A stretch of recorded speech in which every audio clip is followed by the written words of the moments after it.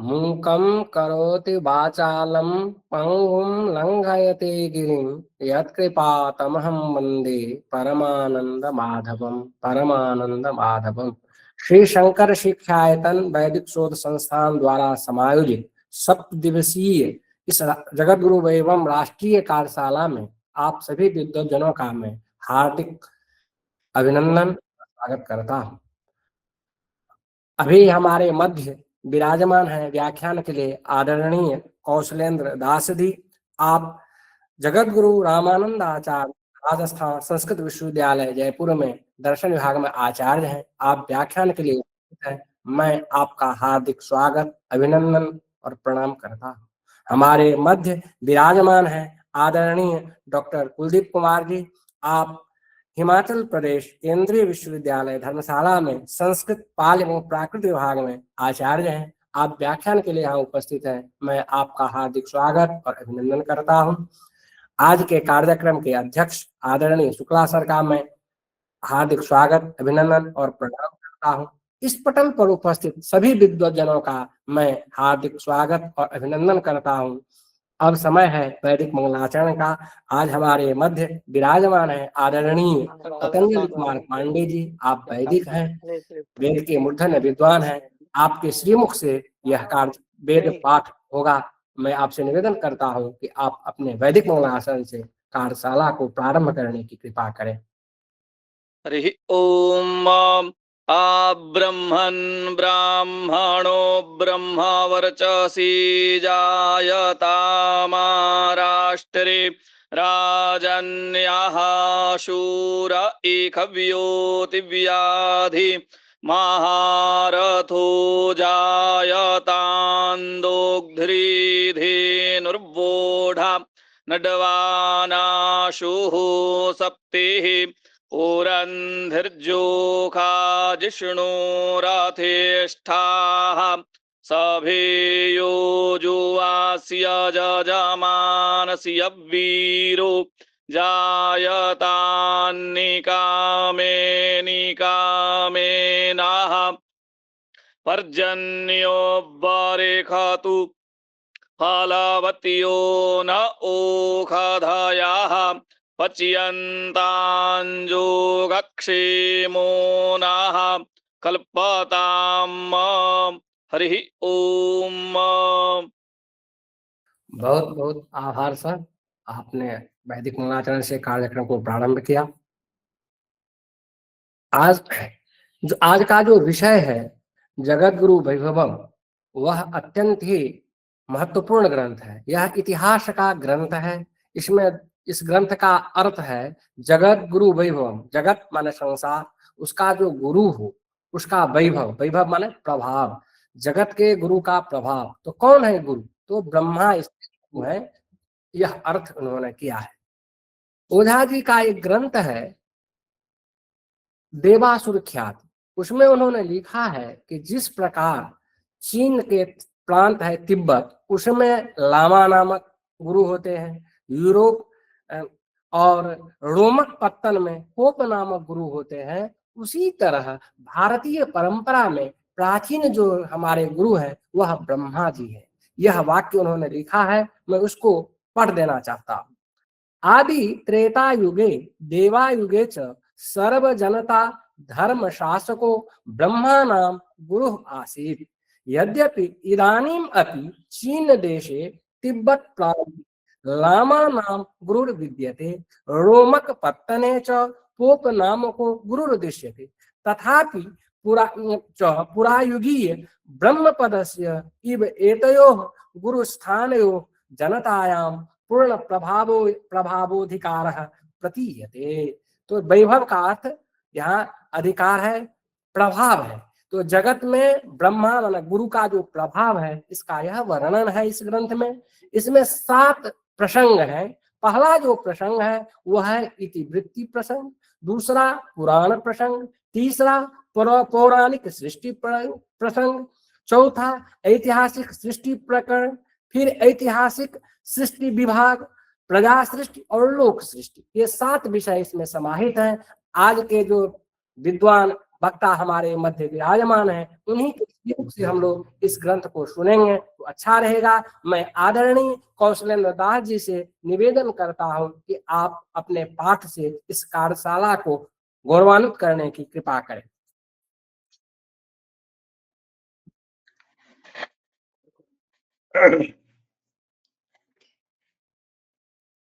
नमोस्तु रामाय सलक्ष्मणाय देव्यै च तस्यै जनकात्मजायै नमोस्तु रुद्रेन्द्र यमानिलेभ्यो नमोस्तु चन्द्रार्कमरुद्गणेभ्यः जयत्यतिबलो रामो लक्ष्मणश्च महाबलः राजा जयति सुग्रीवो राघवेणाभिपालितः दासोऽहं कौसलेन्द्रस्य रामस्याक्लिष्टकर्मणः हनूमान् शत्रुसैन्यानां निहन्ता मारुतात्मजः न रावण सहस्रम में युद्धे प्रतिबलम भवेत् शिलाभिस्तु प्रहरतः पादपैश्च सहस्रशः अर्दयित्वा पुरीं लंकाम् अभिवाद्य च मैथिलीं समृद्धार्थो गमिष्यामि निशतां सर्वरक्षसाम् सीतानाथ समारंभां रामानन्दार्य मध्यमाम् अस्मदाचार्य पर्यन्तां वन्दे गुरु परम्पराम् वन्दे गुरु परम्पराम्।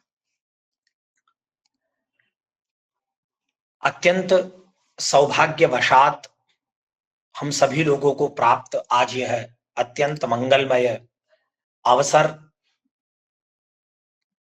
एक ऐसा काल भगवान की कृपा से सहज ही प्राप्त है जब श्री शंकर शिक्षा यतन वैदिक शोध संस्थान के द्वारा समायोजित यह 7 दिवसीय राष्ट्रीय कार्यशाला, जो कि जगत गुरु वैभवम ग्रंथ पर केंद्रित है, इसके प्रथम दिवस की अध्यक्षता कर रहे हम सभी के गुरुजी सुख्यात विद्वान जवाहरलाल नेहरू विश्वविद्यालय के संस्कृत एवं प्राच्य विद्या अध्ययन संस्थान में आचार्य के रूप में विराजमान आदरणीय प्रोफेसर संतोष कुमार शुक्ल जी को मैं अनेकशः प्रणाम करता हूं, जिनकी कृपा से हम सब लोग एक अक्षर दो अक्षर जानते हैं।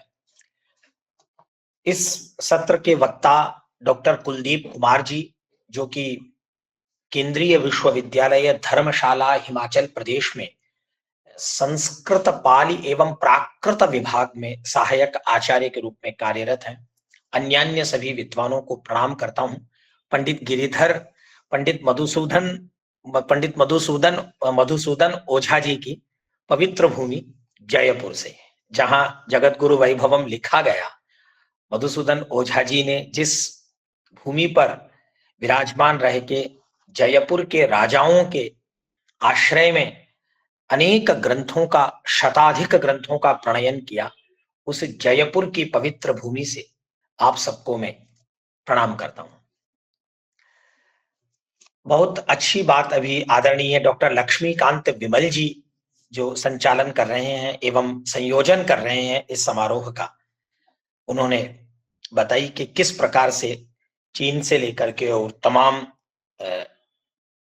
वैज्ञानिक विचारों का विस्तार एवं प्रवर्तन आदरणीय मधुसूदन ओझा जी ने किया, जिसमें जगत गुरु वैभवम पंडित मधुसूदन ओझा जी द्वारा विलिखित एक ऐसा ग्रंथ है जिसका संपादन हम सबको पता है उनके सुयोग्य पुत्र प्रद्युम्न शर्मा ओझा जी ने किया था, और जो ग्रंथ आदरणीय लक्ष्मी कांत जी ने उपलब्ध करवाया है तथा जयपुर में उपलब्ध है, वह 1942 में प्रकाशन में आया, जिसको लगभग 10-15 वर्षों बाद 100 वर्ष पूरे हो जाएंगे। और इस ग्रंथ में, जैसा भी आपने ब्रह्मा जी के विषय में बताया कि जगत गुरु शब्द का अर्थ क्या है, कैसे है, विविध प्रश्नों का संयुक्तिक समाधान ओझा जी ने किया है। ब्रह्मा कोई ऐतिहासिक व्यक्ति थे, इनका कोई वैज्ञानिक स्वरूप है, ये कौन थे, इस प्रकार से करके, और इसका द्वितीय पक्ष जिसमें पुराणों पर विस्तार से चर्चा की गई है, पुराण प्रसंग।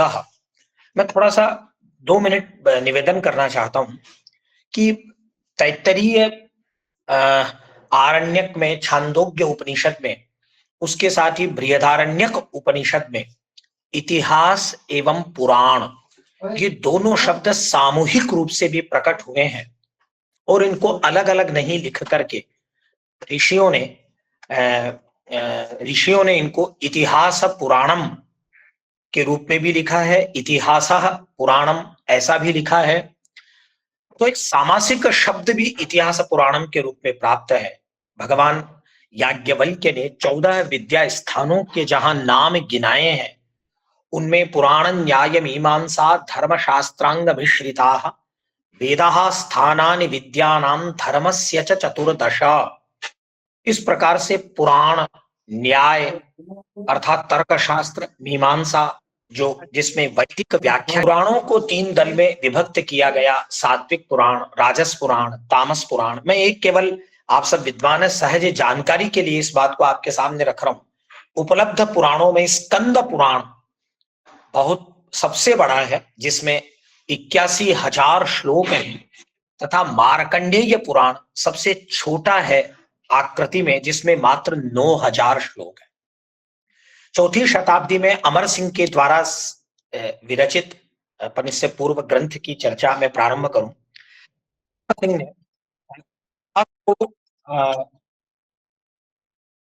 अमर सिंह ने इतिहास को पुरावृत्त अर्थात जो अतीत में घटित हो चुका है वह एवं पुराण को पंचलक्षण के रूप में प्रस्तुत किया है, जो एक प्रसिद्ध श्लोक है। उन्होंने पुराणों को पंचलक्षण के रूप में ही अमर सिंह ने 4वीं शताब्दी में कहा। सर्गश्च प्रतिसर्गश्च वंशो मन्वन्तराणि च वंशानुचरितम चैव पुराणम पंचलक्षणम। पुराण शब्द वास्तव में बहुत पुराना है, ऋग्वेद आदि से लेकर के चल रहा है। एक बहुत अच्छी व्युत्पत्ति भगवान यास्क के निरुक्त में है, पुरानवम भवति। यास्काचार्य ने अपने निरुक्त में कहा है जो पूर्व काल में नया था वह पुराण है।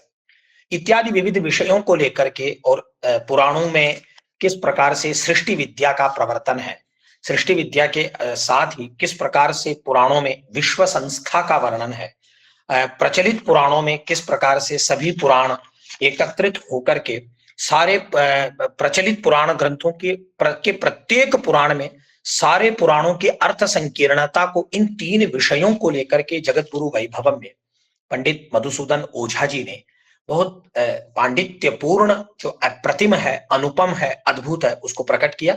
मैं कुछ देर आपके साथ यहाँ जितनी मेरे में मति है मैं उसको निवेदन करता हूं। पहले श्लोक की यदि अपन चर्चा करते हैं जहां से पुराण प्रसंग प्रारंभ होता है उसमें वे लिखते हैं अनाद्यंतम यदिदम प्रदृश्यते विश्वम विचित्रम बहुरूपमद्भुतम कदा कथम वा तदभूत कुतः कुतः तदित्थमग्रे बहुभिर्विचारितम। पंडित मधुसूदन ओझा जी ये जो पहला श्लोक लिख करके उपक्रम में जिस अपने जो करने जा रहे हैं और उसी को अभ्यास के रूप में प्रकट करेंगे, उसी को वे प्रस्तुत करने के लिए अपने प्रतिज्ञा वाक्य में, उद्देश्य में, उपक्रम में उसको स्पष्ट करते हुए प्रतिज्ञा वाक्य प्रस्तुत करते हैं और वे कहते हैं अनाद्यनंतम यदिदम प्रदृश्यते यद इदम यद प्रदृश्यते यद अनंतम प्रदृश्यते यद अनादि प्रदृश्यते किम प्रदृश्यते विश्वम विचित्रम बहुरूपम अद्भुतम च प्रदृश्यते कदा कथम वा तद अभूत कुतः कब हुआ, कैसे हुआ, कहां से हुआ, कुतस्तदित्थम अग्रे बहुभिर विचारितम। तो इसको इस रूप में कहा जा सकता है कि यह अनादि तथा अनंत विश्व, जो संस्कृत के विद्वान हैं उनको तो जानकारी है ही, जो संस्कृतेतर विद्वान हैं उनको मैं निवेदन करना चाह रहा हूं। अनादि शब्द का तात्पर्य है जिसके आरंभ की कोई जानकारी नहीं हो, आदि जिसके हम लोगों को पता नहीं हो, जो आदि रहित है वह अनादि है, जिसमें अंत का अभाव है वह अनंत है। यह जो संसार है यह अनादि तथा अनंत विश्व जो अपने आप में विचित्रता को धारण करके नाना रूप में अद्भुत दिखाई दे रहा है संसार। यह संसार कब, कदा, कथम, कैसे, कुतः, कहां से प्रादुर्भूत हो गया, यह कब बना, यह कैसे बना, यह कहां से बना, इस प्रकार का विचार ओझा जी कह रहे हैं मुझसे पहले अनेक ऋषियों ने, आचार्यों ने, मनीषियों ने, न्यायिकों ने, मीमांसकों ने, वैदिकों ने, धर्मशास्त्रज्ञों ने, पौराणिकों ने बहुत किया है। इस पर बहुत विचार किया जा चुका है। यह एक लिखने की परंपरा है। ऐसा ही श्लोक श्री भाष्य के प्रारंभ द्वितीय श्लोक में रामानुजाचार्य जी ने भी इसी प्रकार की बात कही है। तद विश्व सृष्टेर बहुधा निरूपणम पुरातनम यत् कृतमादि सूरिभिः सा सृष्टि विद्येह पुराण संख्यया ख्याता विभक्ता बहुधा च पंचमा। अब आप देखिए, पुराण प्रसंग में पंडित मधुसूदन ओझा जी जब द्वितीय श्लोक को प्रस्तुत कर रहे हैं तो वे लिख रहे हैं कि हमारे जो पुरातन सम्माननीय विद्वान हैं, आचार्य हैं, उन विद्वानों ने जो द्वितीय श्लोक मैंने भी आपके सामने निवेदन किया, तद विश्व सृष्टेः तद यद विश्वमस्ति तद विश्व सृष्टेः बहुधा निरूपणम पुरातनम यत् कृतम आदि सूरिभिः ऋषिभिः तद विष्णोः परमं पदम सदा पश्यन्ति सूरयः। भगवान वेद कह रहे हैं, सूरयः विद्वांसः देह पुराण संज्ञया ख्याता विभक्ता बहुधा च पंचधा। ये बहुत जबरदस्त बातें पंडित ओझा जी कह रहे हैं कि प्राचीन सम्माननीय विद्वानों ने इस विश्व सृष्टि का पुरातन निरूपण अर्थात इसके पुरातन स्वरूप का निरूपण करते हुए अनेक प्रकार से ऋषियों ने समझाया है कि वह सृष्टि विद्या इस संसार में पुराण नाम से विख्यात है। सृष्टि के विनिर्माण की सर्गश्च प्रतिसर्गश्च, वह जो पुराणों की विद्या है, वह जो सृष्टि विद्या है, वही संसार में पुराण नाम से विख्यात है। ये पुराण नाना भावों में विभक्त होते हुए भी प्रधानतया 5 रूपों में विभक्त है। अर्थात सृष्टि विद्या के 5 विभाग है। यह अपने आप में बहुत महत्वपूर्ण बात है कि ओझा जी नई दृष्टि देते हुए पुराणों को 5 विभागों के रूप में प्रस्तुत कर रहे हैं। अब वे क्या है, कैसे हैं? तृतीय श्लोक में लिखते हैं, त्रैलोक्य विश्वविद्या प्रथमा विद्या वर्तते ज्योतिश्चक्रम च भुवन कोशश्च प्रासंगिकम च वंशावली पुराणम तु पंचविधम। अब देखिए, ओझा जी महाराज आगे समझा रहे हैं कि पुराणों की उन 5 विधाओं में एक तो है त्रिलोक संबंधी विश्वविद्या, यह जो पूरी संपूर्ण विश्वविद्या है। दूसरी है ज्योति चक्र विद्या, जिसे तारा विज्ञान भी कहते हैं, जो तारकों के द्वारा जानी जा रही है।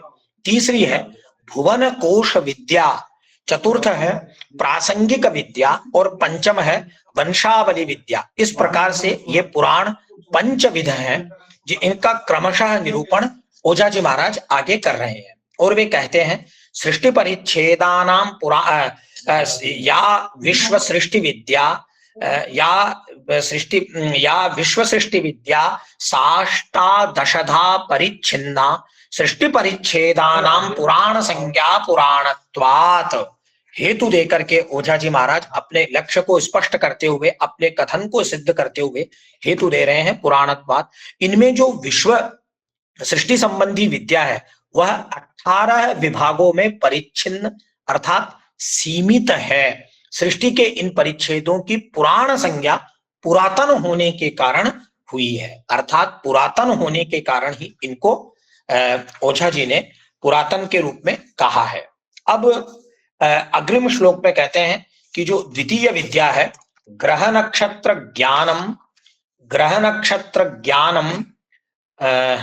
तारा विज्ञान गोल विज्ञाने स्मारक चरित्र क्लिप्तिर ज्योतिष चक्रम खगोल विद्यास्ति।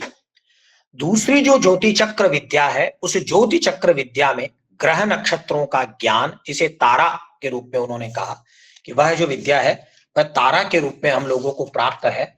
उस विद्या को उसमें ग्रह नक्षत्रों का ज्ञान, तारा विज्ञान अर्थात खगोल विज्ञान, इनका स्मरण कराने वाले चरित्रों की कल्पना की जाती है। यही खगोल विद्या कही जाती है, जिसमें आकाश में स्थित पदार्थों का ज्ञान निहित है।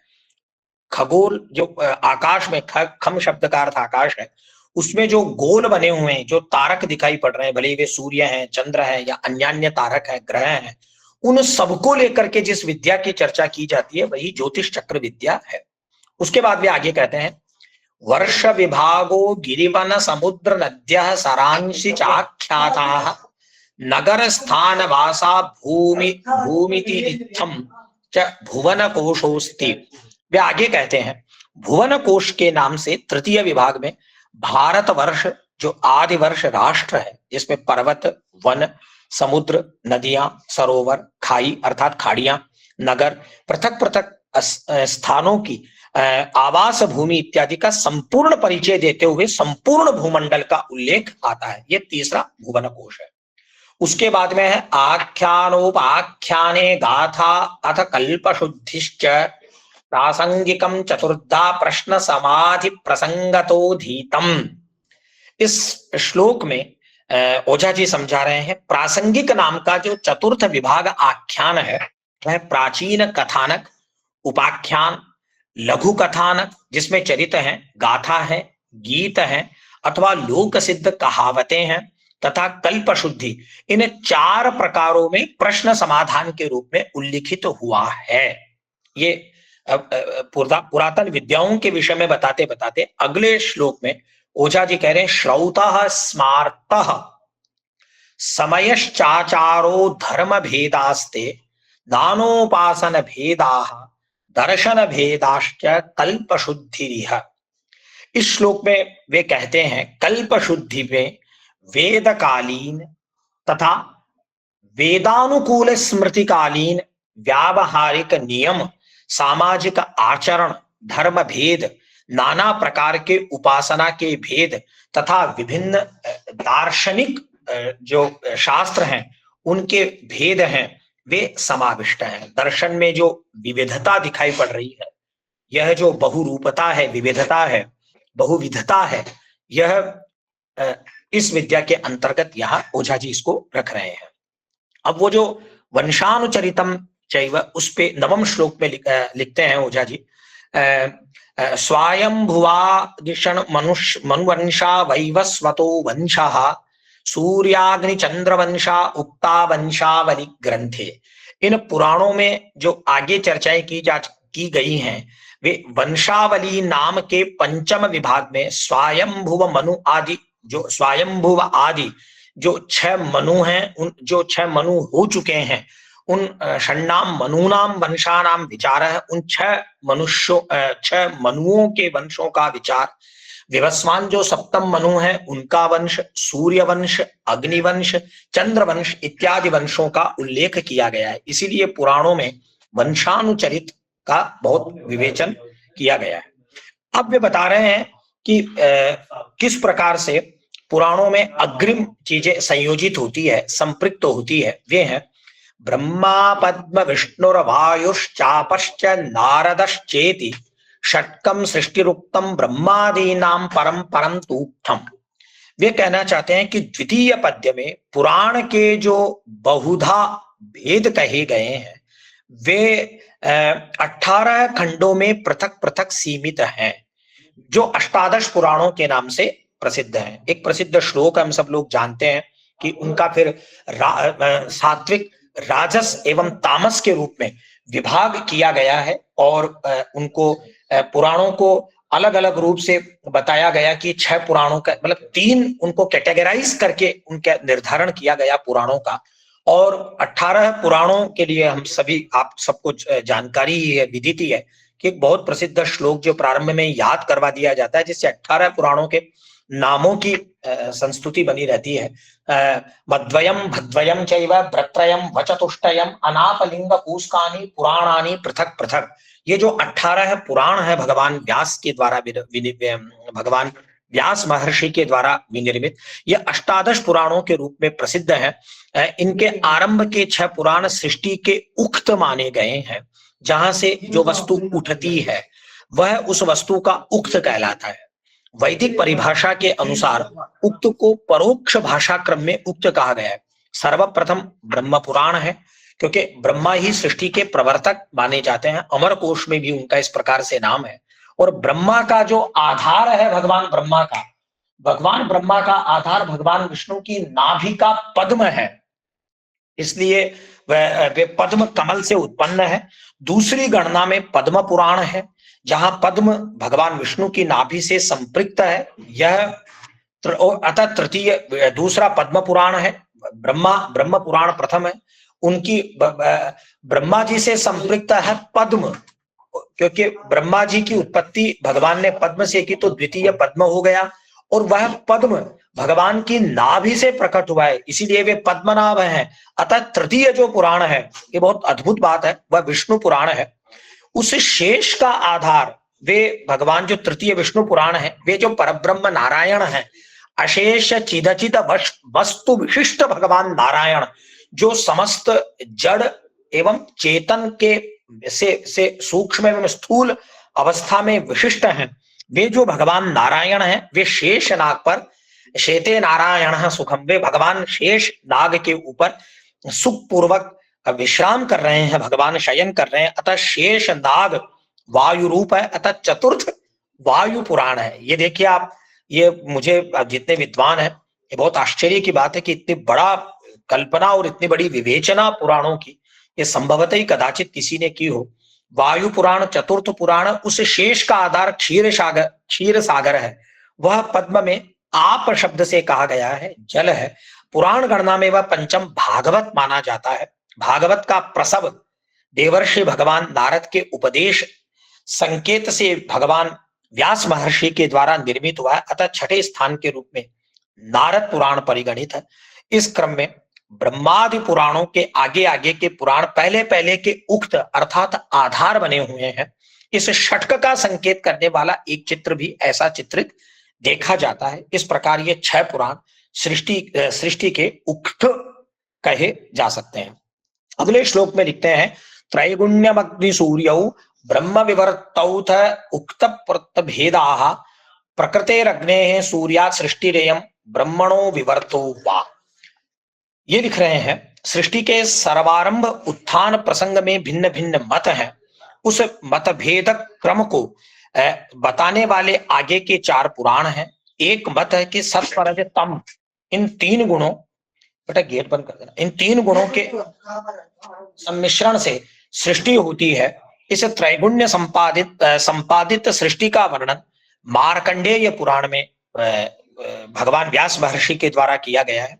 अतः सप्तम उन्होंने मार्कंडेय पुराण को कहा है।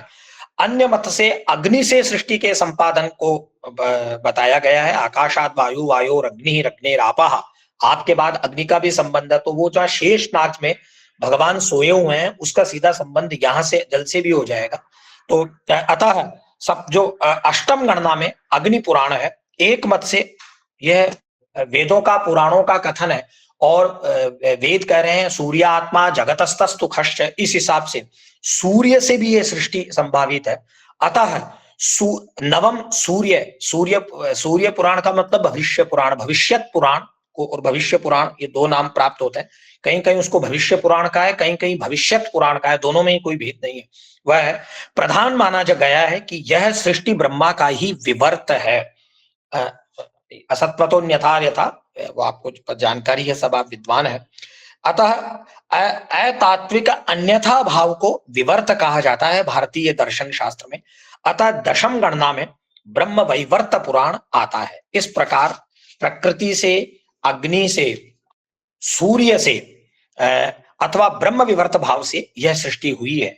ऐसे 4 उक्त विषयक मतभेद आते हैं।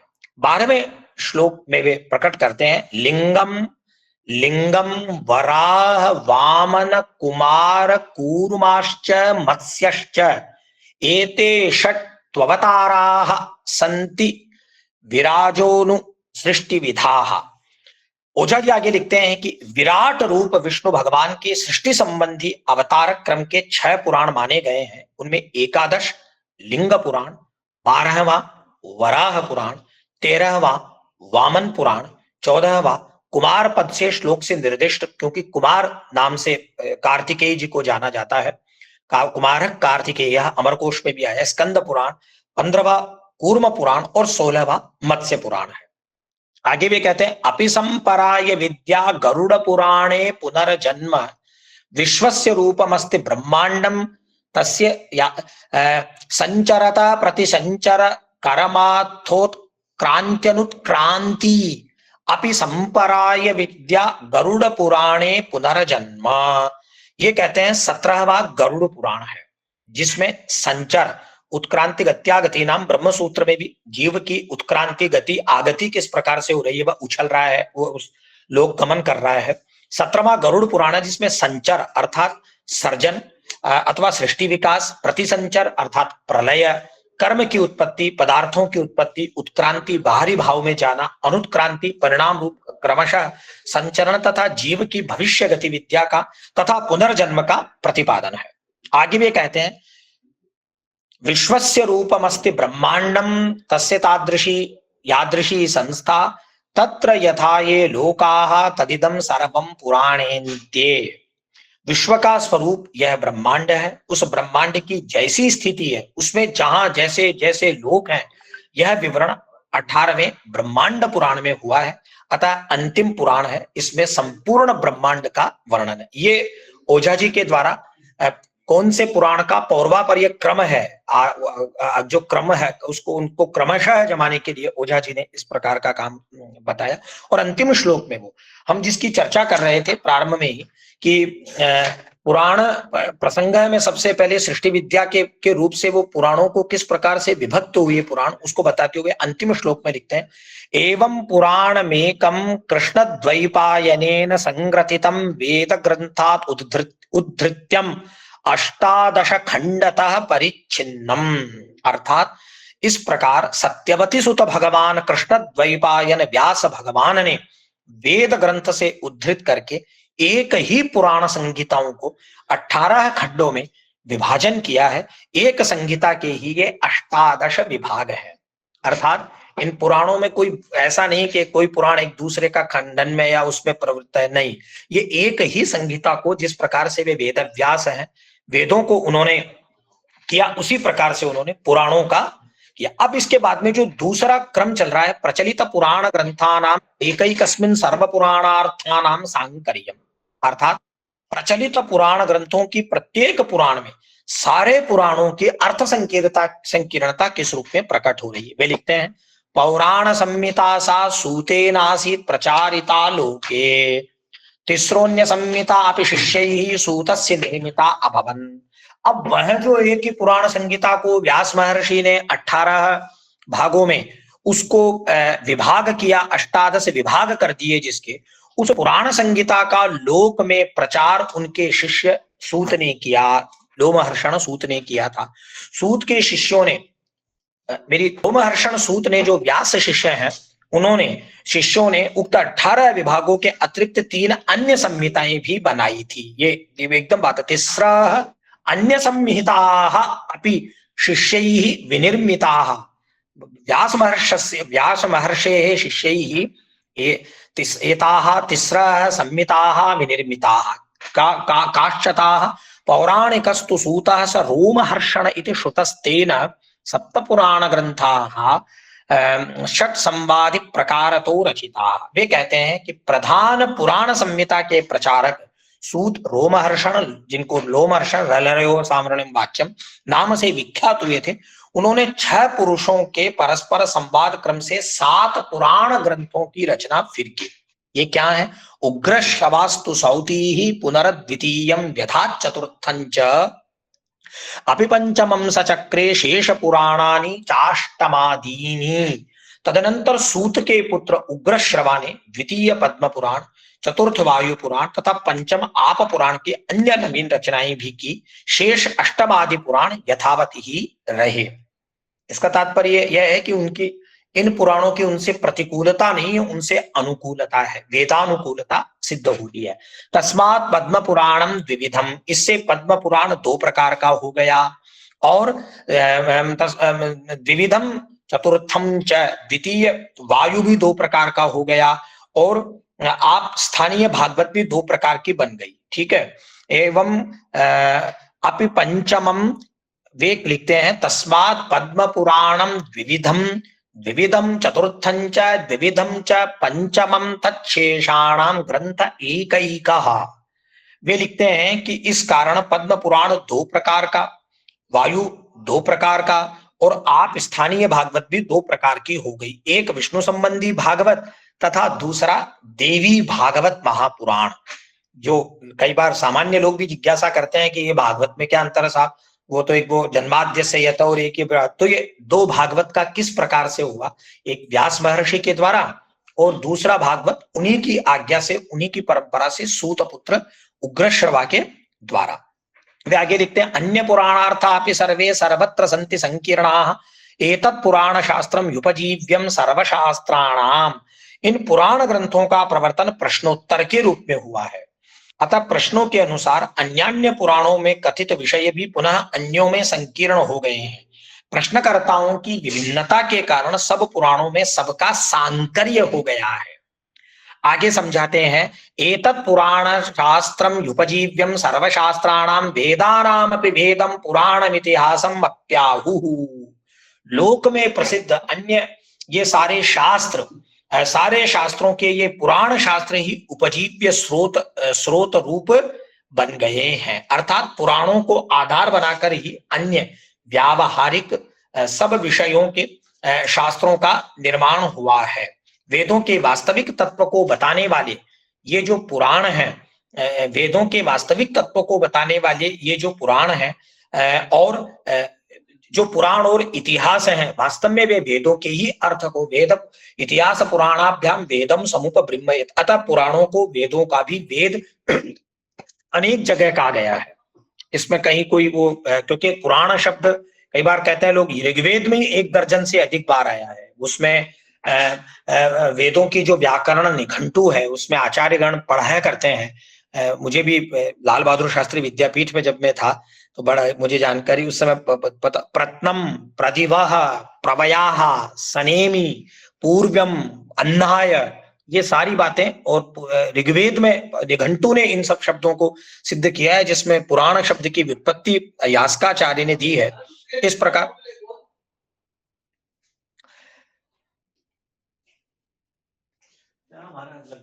एक इसके बाद में देखिए, वेदः शास्त्रम तदिदं कदा भवत् कोत्र वा विषयः केन वा निर्मितम् एतद् ज्ञानम शास्त्रस्य शास्त्रम स्यात्। यह भी एक बहुत महत्वपूर्ण प्रश्न है। भाई ये वेदी वेद शास्त्र है, तो कोई भी आदमी प्रश्न करेगा कि ये वेद शास्त्र कब बना और वेद में किस विषय का प्रतिपादन हुआ है, यह भी प्रश्न पूछा जाएगा।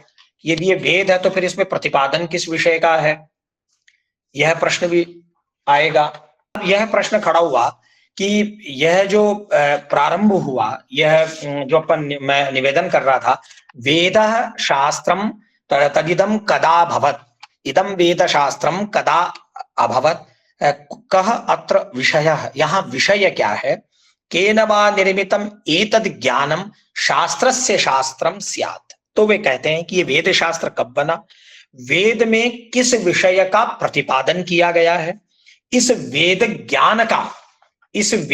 ज्ञान का निर्माण किसने किया, कौन इनका रचयिता है, इसका ज्ञान पुराण शास्त्र से ही होता है, यही पुराण शास्त्र की मौलिकता है। आगे इसके अगले श्लोक में वे कहते हैं, प्रत्यर्थम वा भातिर्या चास्ति सोपलब्धिरपि वेदाः स कदा कथम अभवद्वा तज्ज्ञानम वेद वेदः स्यात्। सत्ता, ज्ञान और लाभार्थक विद धातु से वेद शब्द बना है, यह वेद शब्द की व्युत्पत्ति है। अतः प्रत्येक पदार्थ का भान, प्रत्येक पदार्थ की अस्थि रूप में सत्ता तथा प्रत्येक की प्रत्यक्ष उपलब्धि ही वेद की वास्तविकता है। यह वेद कब और कैसे बना, इसका ज्ञान होना ही वेद का वस्तु विज्ञान है, अर्थात अस्थि, भांति, उपलब्धि अथवा दूसरे शब्दों में सत्ता चेतना और आनंद ही वेदों का वास्तविक स्वरूप है। यह पंडित ओझा जी समझा रहे हैं। उसके बाद जो अगला श्लोक है वे कहते हैं, संति पुराण समीक्षे विशदम प्रदर्शिता एते सर्वे विषयास्तस्मिन् दृश्यन्तामिह तु संक्षेपः। वे कहते हैं ये सारे विषय पुराण समीक्षा नाम के ग्रंथ में, जो दूसरा ग्रंथ ओझा जी का, वहां प्रदर्शित किए गए हैं और इन सब का विशद विवरण उसमें हम लोगों को ढूंढना चाहिए, देखना चाहिए। इस ग्रंथ में तो केवल सांकेतिक रूप से ओझा जी ने इन चारों को हमको समझा दिया है। अब उसके बाद पंडित मधुसूदन ओझा जी एक महत्वपूर्ण बात समझाते हुए विश्व संस्था चतुष्टयम अर्थात 4 प्रकार की जो विश्व संस्थाएं हैं उनके बारे में पंडित ओझा जी लिखते हुए जो इस यहाँ यह प्रकरण संपन्न हो रहा है और यहाँ इस प्रकरण का समापन किया उन्होंने पुराण प्रसंग का। इसके 3 भाग थे, उसमें अंतिम में विश्व संस्था चतुष्टयम में वे 7 श्लोक लिखते हैं, जिनमें पहला श्लोक है यदृश्यते विश्वमिदं तदेतत् पिंडांड भूम क्रमतस्त्रिधास्ति पृथ्वी प्रतिष्ठात्र पशुद्रुजंतु ग्रामस्तदित्थम द्विविधोस्ति पिंडा। इस महत्वपूर्ण श्लोक में जो विश्व संस्था चतुष्टय का आदिम श्लोक है उसमें वे कहते हैं यहां आदि भौतिक ब्रह्मा के चरित्र की ही विवेचना की जाएगी। उस आदि भौतिकता का पोषण करने वाले जो आदि भौतिक देवरूप ब्रह्मा का चरित्र है उनका यत्किंचित विवरण किया जाता है। देवता स्वरूप ब्रह्मा को आधार बनाकर ही मनुष्य रूप ब्रह्मा की उत्पत्ति हुई है। यह वेद विज्ञान की अपनी एक मौलिकता है। क्षमा कीजिएगा, मैं मौलिकता शब्द तो नहीं बोलूंगा क्योंकि मौलिकता हमारे यहाँ सब श्रुति मौलिकता का ही, मौलिकता शब्द का तात्पर्य श्रुति मूलकता से ही है। मौलिकता यहाँ हमारे अपना कुछ होता ही नहीं है। मौलिकता होते ही चारवाक, जैन और बौद्ध हो जाता है आदमी। इसलिए हमारे यहाँ श्रुति मौलिकता ओझा जी जिसको द्वितीय श्लोक में कहते हैं ततश्चतुस्संस्थमिदं हि विश्वं भूमांड भूपिंड शरीर पिंडैः आत्मा चतुर्धास्ति ततोनुपाख्यो हिरण्यगर्भोत च धिष्णरिद्यौ। अर्थात यह दृश्यमान विश्व पिंड, अंड और भूमा इन 3 प्रकार का है। भूम अंड भूपिंड शरीर पिंडैः 3 प्रकार से, भूम अंड और भूमा पिंड और अंड। इस प्रकार इसमें पिंड नामक संस्थाएं पुनः 2 प्रकार की हैं। एक सबकी प्रतिष्ठा आधार रूप पृथ्वी पिंड और दूसरे पृथ्वी पिंड पर रहने वाले पशु वृक्ष एवं जीव समुदाय के विभिन्न पिंड शरीर जो देहादि हैं वे सारे पिंड। तृतीय श्लोक में कहते हैं ततश्चतुस्संस्थमिदं विश्वम। उसके बाद समझाते हैं उसके बाद ओझा जी कहते हैं तृतीय अवस्था, उसमें तृतीय को समझाते हुए श्लोक में कहते हैं ततश्चतुस्संस्थमिदं हि पिंडम भूमांड भूपिंड शरीर पिंडै आत्मा चतुर्धास्ति ततोनुपाख्यो हिरण्यगर्भोत च धिष्णरिद्यौ यो देहिकस्तेजस एष रिद्यो धिष्ण्य स पृथिव्यादिषु योऽन्तरस्थः हिरण्यगर्भोऽण्डगतोऽस्ति सूर्ये व्ययोनुपाख्यो विरजोद्युपृष्ठे। यहाँ पंडित ओझा जी समझा रहे हैं कि प्रत्येक देह का संचालन, इस संपूर्ण विश्व का स्वरूप भी 4 अवस्थाओं में विभक्त है। ये संस्था जैसा मैंने निवेदन किया भूमा, अंड, भूपिंड और शरीर पिंड, इनमें आत्मा भी चतुर्धा विभक्त होकर रहता है एक अनुपाख्य अनिर्वचनीय भाव से। द्वितीय हिरण्यगर्भ के रूप में, तृतीय धिष्ण के रूप में और चतुर्थ रिद्ध रूप में। इसके बाद चतुर्थ श्लोक को समझाते हुए कहते हैं प्रत्येक देह का संचालन दैहिक आत्मा को तेजस आत्मा, प्रत्येक देह का संचालक दैहिक आत्मा जो तेजस आत्मा है वह केंद्र में रहने से रिद्ध कहा जाता है। पृथ्वी आदि भूत वर्ग में जो अंत स्थित होकर रहता है वह धिष्ण आत्मा के नाम से ख्यात है। सारे ब्रह्मांड के अंतर्गत जो आत्मा सूर्य में रहती है वह हिरण्यगर्भ नाम से वेद तथा पुराणों में प्रसिद्ध है। सूर्य आत्मा जगतस्तस्तु कश्चन। अनुपाख्य नाम का जो भूमा है, भूमा पुरुष का अन्य पुराणों में ग्रंथों में भी श्री कृष्ण कथा में भी उल्लेख है, वह सर्वव्यापक आत्मा अव्यय पुरुष के रूप में है। यह द्युलोक के सर्वोपरि स्थान में विराजमान विराट रूप से स्थित होता हुआ सर्वत्र व्याप्त हो रहा है। पंचम श्लोक में कहते हैं पिंडे शरीरे हृदयस्थ आत्मा धातून सृजत्यस्थि पलासृगादीन एवं पृथिव्या अपि नभ्य आत्मा धातून सृजत्यभ्रक गंधकादीन। वे समझाते हैं कि पिंड रूप इस शरीर में हृदय केंद्र में स्थित आत्मा शरीर के धातु अर्थात अस्थि, मांस, रुधिर आदि का सृजन करता है। इसी प्रकार से पृथ्वी का नभ्य नाभि के इंद्रस्थ जो आत्मा है वह अभ्रक गंधादि वस्तुओं का विनिर्माण करता है। यद पिंडे तद ब्रह्मांडे, इसको ओझा जी कितना वैज्ञानिक दृष्टि से समझा रहे हैं कि जिस प्रकार से शरीर का विनिर्माण हो रहा है उसी प्रकार से हमारे यहाँ पृथ्वी में भी जो पृथ्वी का जो अंड है वही किस प्रकार से शरीर पिंडात्मक रूप से दोनों का किस प्रकार से केंद्र है, केंद्र से किस प्रकार से धातुओं का भी निर्माण हो रहा है, कहीं अस्थि मज्जा मांस का भी निर्माण हो रहा है, दूसरी ओर पृथ्वी रूपी पिंड से अभ्रक गंधादि का भी निर्माण हो रहा है। यह एक अद्भुत तत्व है। और उसके बाद कहते हैं ब्रह्मांड नभ्यो रविरेश आत्मा ज्योतिश्च गामा युरुतांड धातून यथा सृजत्येवमसामनन्तः सूर्यक्षमेन्दु प्रभृतिन ससर्ज। उन्होंने ससर्ज निर्माण किया उस विधाता ने। किसका किया?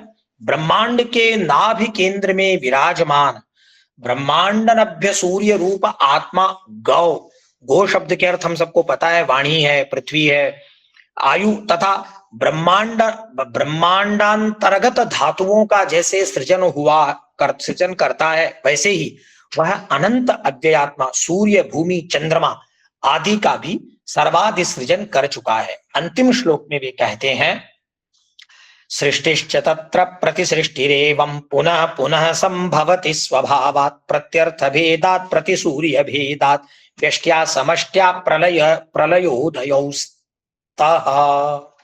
इस अंतिम श्लोक में पुराण प्रसंग के जो तृतीय भाग का अंतिम श्लोक है, इसमें पंडित ओझा जी महाराज कह रहे हैं कि बार बार सृष्टि और बार बार प्रलय, यह सृष्टि प्रतिसृष्टि कही जाती है और यह उत्पत्ति विनाश तक का क्रम पुनः स्वभावतः चलता रहता है। यह उत्पत्ति होना और यतो वा इमानि भूतानि जायन्ते येन जातानि जीवन्ति यत् प्रयन्त्यभिसंविशन्ति इति, इसी में उत्पन्न होकर के उसी में अत्ता, ब्रह्मसूत्र में उनको अत्ता कहा गया। वे ईश्वर ही संसार का निर्माण करके उसका पालन करके और उसका संहार करते हैं। इस प्रकार से यह सृष्टि है, इस सृष्टि की जो विनाश का क्रम है वह पुनः पुनः स्वभावतः चलता रहता है। प्रत्येक पदार्थ के भेद से तथा विभिन्न ब्रह्मांडों के प्रत्येक सूर्य के भेद से, हमारे यहाँ भी द्वादशादित्य की कल्पना है, प्रत्येक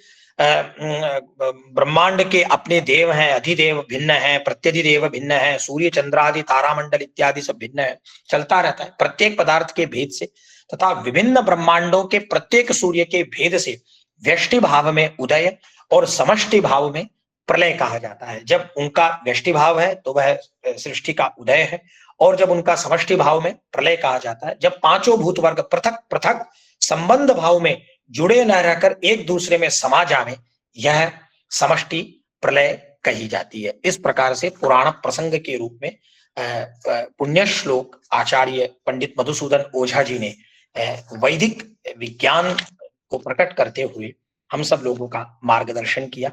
आप सबने मुझे सुना, मैंने बहुत अधिक समय ले लिया, इसके लिए मैं क्षमा चाहता हूं। और श्रद्धेय आदरणीय प्रोफेसर संतोष कुमार शुक्ल जी को पुनः पुनः अनेक बार प्रणाम करता हूं।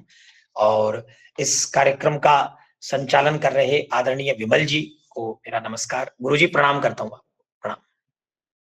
बहुत सुंदर व्याख्यान रहा आपका, बहुत धन्यवाद।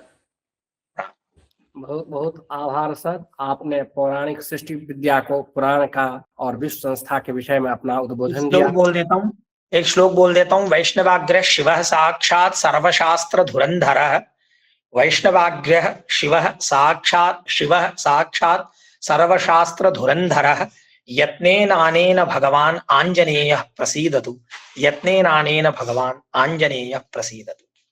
बहुत बहुत आभार सर, आपने प्रतिपद पाठ का जो भाव था उसको उपस्थित किया। आपके प्रति मैं आभार प्रकटित करता हूं। अब हमारे मध्य अग्रिम वक्ता के रूप में विराजमान है आदरणीय कुलदीप कुमार जी। आप हिमाचल प्रदेश केंद्रीय विश्वविद्यालय में पाली प्राकृत और संस्कृत विभाग में आचार्य हैं। आप यहाँ उपस्थित हैं। आपसे मैं अनुरोध करता हूँ अपने व्याख्यान से कार्यशाला को गौरवान्वित करने की कृपा करें। आदरणीय कुलदीप सर।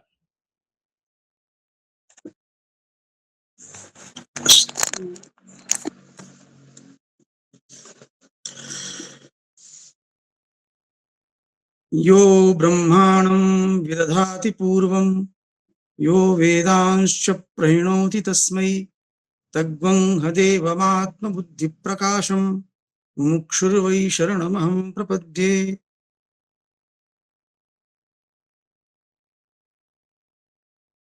सप्तदिवसीय राष्ट्रीय कार्यशाला प्रवर्तमान है, उसके प्रथम दिन अभी हमने प्रथम वक्ता कौशलेंद्र दास जी को सुना। इस जगतगुरु वैभवम नाम के ग्रंथ में श्री मधुसूदन ओझा जी ने लोक सृष्टि पर विस्तार से विचार किया है।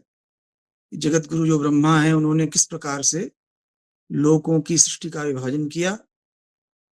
तो हम ये जानते हैं त्रैलोक्य के विषय में, 3 लोक हैं। त्रयाणाम लोकानाम समाहारा त्रिलोकी तस्य भावा त्रैलोक्यम। स्वार्थ में प्रत्यय होने से जो त्रिलोकी वही त्रैलोक्य। तीनों लोकों का समुदाय त्रिलोकी है। इस त्रिलोकी के विषय में सामान्यतः जो हम लोग जानते हैं वो ये है कि पृथ्वी जिस पर हम रहते हैं और सूर्य जहां है वो द्युलोक है, और इन दोनों के बीच में जिसका दर्शन होता है वो अंतरिक्ष है। पृथ्वी और द्युलोक के बीच में द्यावा पृथिव्यो मध्ये अंतरा यदि इक्षते तदंतरिक्षम। तो लेकिन ये त्रैलोक्य किस प्रकार से ब्रह्मा ने विभाजन किया और किस प्रकार से इसमें कालक्रम से भेद होता रहता है, इस पर ओझा जी ने बहुत ही विस्तार से और विभागशा विवेचन किया है। मैं उसका श्लोक क्रम से कहीं कहीं पाठ और कहीं कहीं सारांश प्रस्तुत करूंगा। तो 2 प्रकार के ब्रह्मा माने। एक तो दिव्य ब्रह्मा अर्थात जो देवता ब्रह्मा है, इनकी पुराण आदि में चर्चा है। पृथ्वी पर भार बढ़ जाने पर जिनकी प्रार्थना की जाती है और जो भगवान विष्णु आदि से प्रार्थना करके अवतार की प्रार्थना करते हैं। तो दिव्य ब्रह्मा का अवतार नर ब्रह्मा। तो लोक सृष्टि के प्रारंभ में मधुसूदन ओझा जी पहला श्लोक ये वर्णित करते हैं, दिव्य ब्रह्मावतारोयम नर ब्रह्मा महाशया दिव्य ब्रह्म प्रेरितया शक्त्या लोकान व्यचालयत। पहले जो लोक की अवस्था थी, प्रत्येक काल में, क्योंकि अनेकों युग बदलते रहते हैं, ब्रह्मा तो एक कल्प भर रहते हैं, तो प्रत्येक युग भेद से त्रैलोक्य की व्यवस्था में किंचित परिवर्तन होता रहता है। तो समय समय पर दिव्य ब्रह्मा के अवतार नर ब्रह्मा हैं, उन्होंने दिव्य ब्रह्मा के द्वारा प्रेरित शक्ति से लोकों की व्यवस्था को विचलित कर दिया, मैंने किंचित परिवर्तित कर दिया। क्या परिवर्तन हुआ? तो कहते हैं कि पहले ब्राह्म युग से पहले पृथ्वी का जो उच्च स्थान था उसको यज्ञ की वेदी बनाया गया था।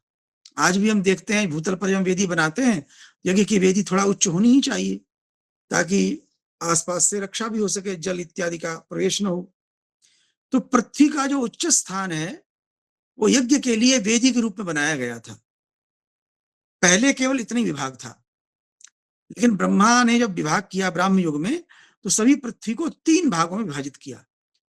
तो हम जो जानते हैं त्रैलोक्य, वो त्रैलोक्य भी अभी हम देखेंगे। पृथ्वी पर भी त्रैलोक्य बताया, द्युलोक में भी त्रैलोक्य बताया और अंतरिक्ष में भी त्रैलोक्य बताया। तीनों जगह 3 विभाग करके इन्होंने त्रैलोक्य समझाया है। तो ब्राह्म युग में संपूर्ण पृथ्वी को पुनः त्रिधा विभाग किया गया और उसमें 3 भाग हैं।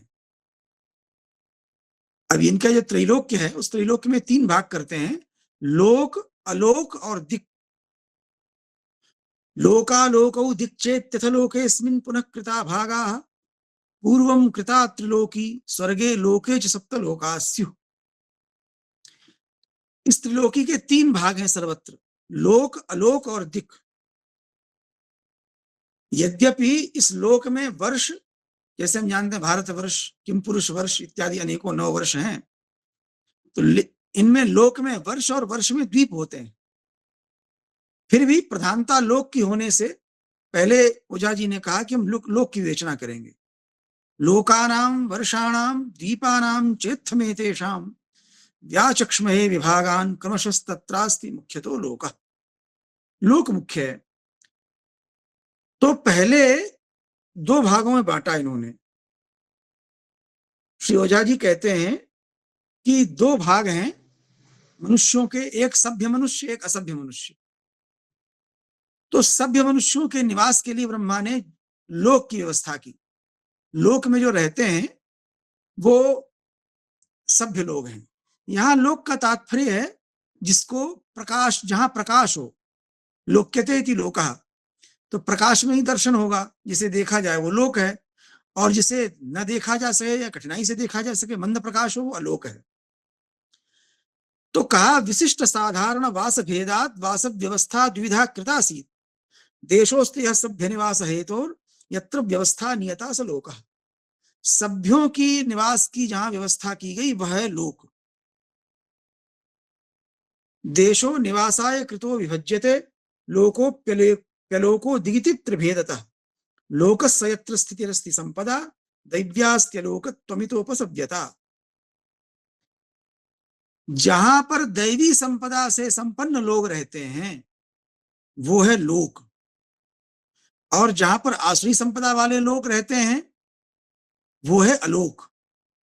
जो हम गीता में भगवान ने 16वें अध्याय में दैवासुर संपत्ति विभाग योग नाम के अध्याय में दैवी और आसुरी संपत्ति का विवेचन किया है। अभयम सत्व संशुद्धि ज्ञान योग व्यवस्थिति दानम दमश्च यज्ञश्च स्वाध्यायस्तपार्जवम से आरंभ करके दैवी संपदा, और फिर दंभो दर्पो अभिमानश्च क्रोधा पारुष्यमेव च, ये सब जिनमें रहते हैं वासुरी संपदा।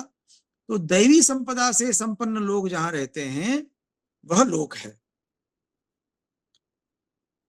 और लोक और अलोक वह है जहां पर आसुरी संपदा के लोग रहते हैं। और इन दोनों के किनारे पर, अर्थात लोक और अलोक की जो संधि स्थान है और जो किनारा है जहां पर ये दोनों लगते हैं, उसे दिक् या प्रत्यंत देश कहते हैं। हम जानते हैं उपनिषद में भी इसको प्रत्यंत देश कहा है, दिगंत कहा। तो लोक और अलोक की संधि में दिक् का व्यवहार होता है, और उसे प्रत्यंत देश को, माने सीमावर्ती देश को दिक् कहते हैं। वहां पर तो लोके, अब संक्षेप में कह दिया एक ही श्लोकार्ध में, लोके समर्याद जना अलोकतः स्वैराशया दिक्षुतु हीन वृत्तयः। लोक में मर्यादा से युक्त लोग रहते हैं, जो वेद शास्त्र की मर्यादा को मानते हैं, आपस में मर्यादा को ही मानते हैं, वो जहां रहते हैं वह लोक है। और अलोक में स्वैराशया, स्वैरः स्वच्छंदः आशयः येषां ते स्वैराशया, मन मर्जी करने वाले लोग जहां रहते हैं वो अलोक है। जो किसी मर्यादा को नहीं मानते, अपनी इंद्रियों के अनुगामी होते हैं, मन इंद्रियों कहती वही करते हैं। दिक् तो, लेकिन ये भी शक्ति संपन्न होते हैं, बस इतना ही स्वैराचारी होते हैं।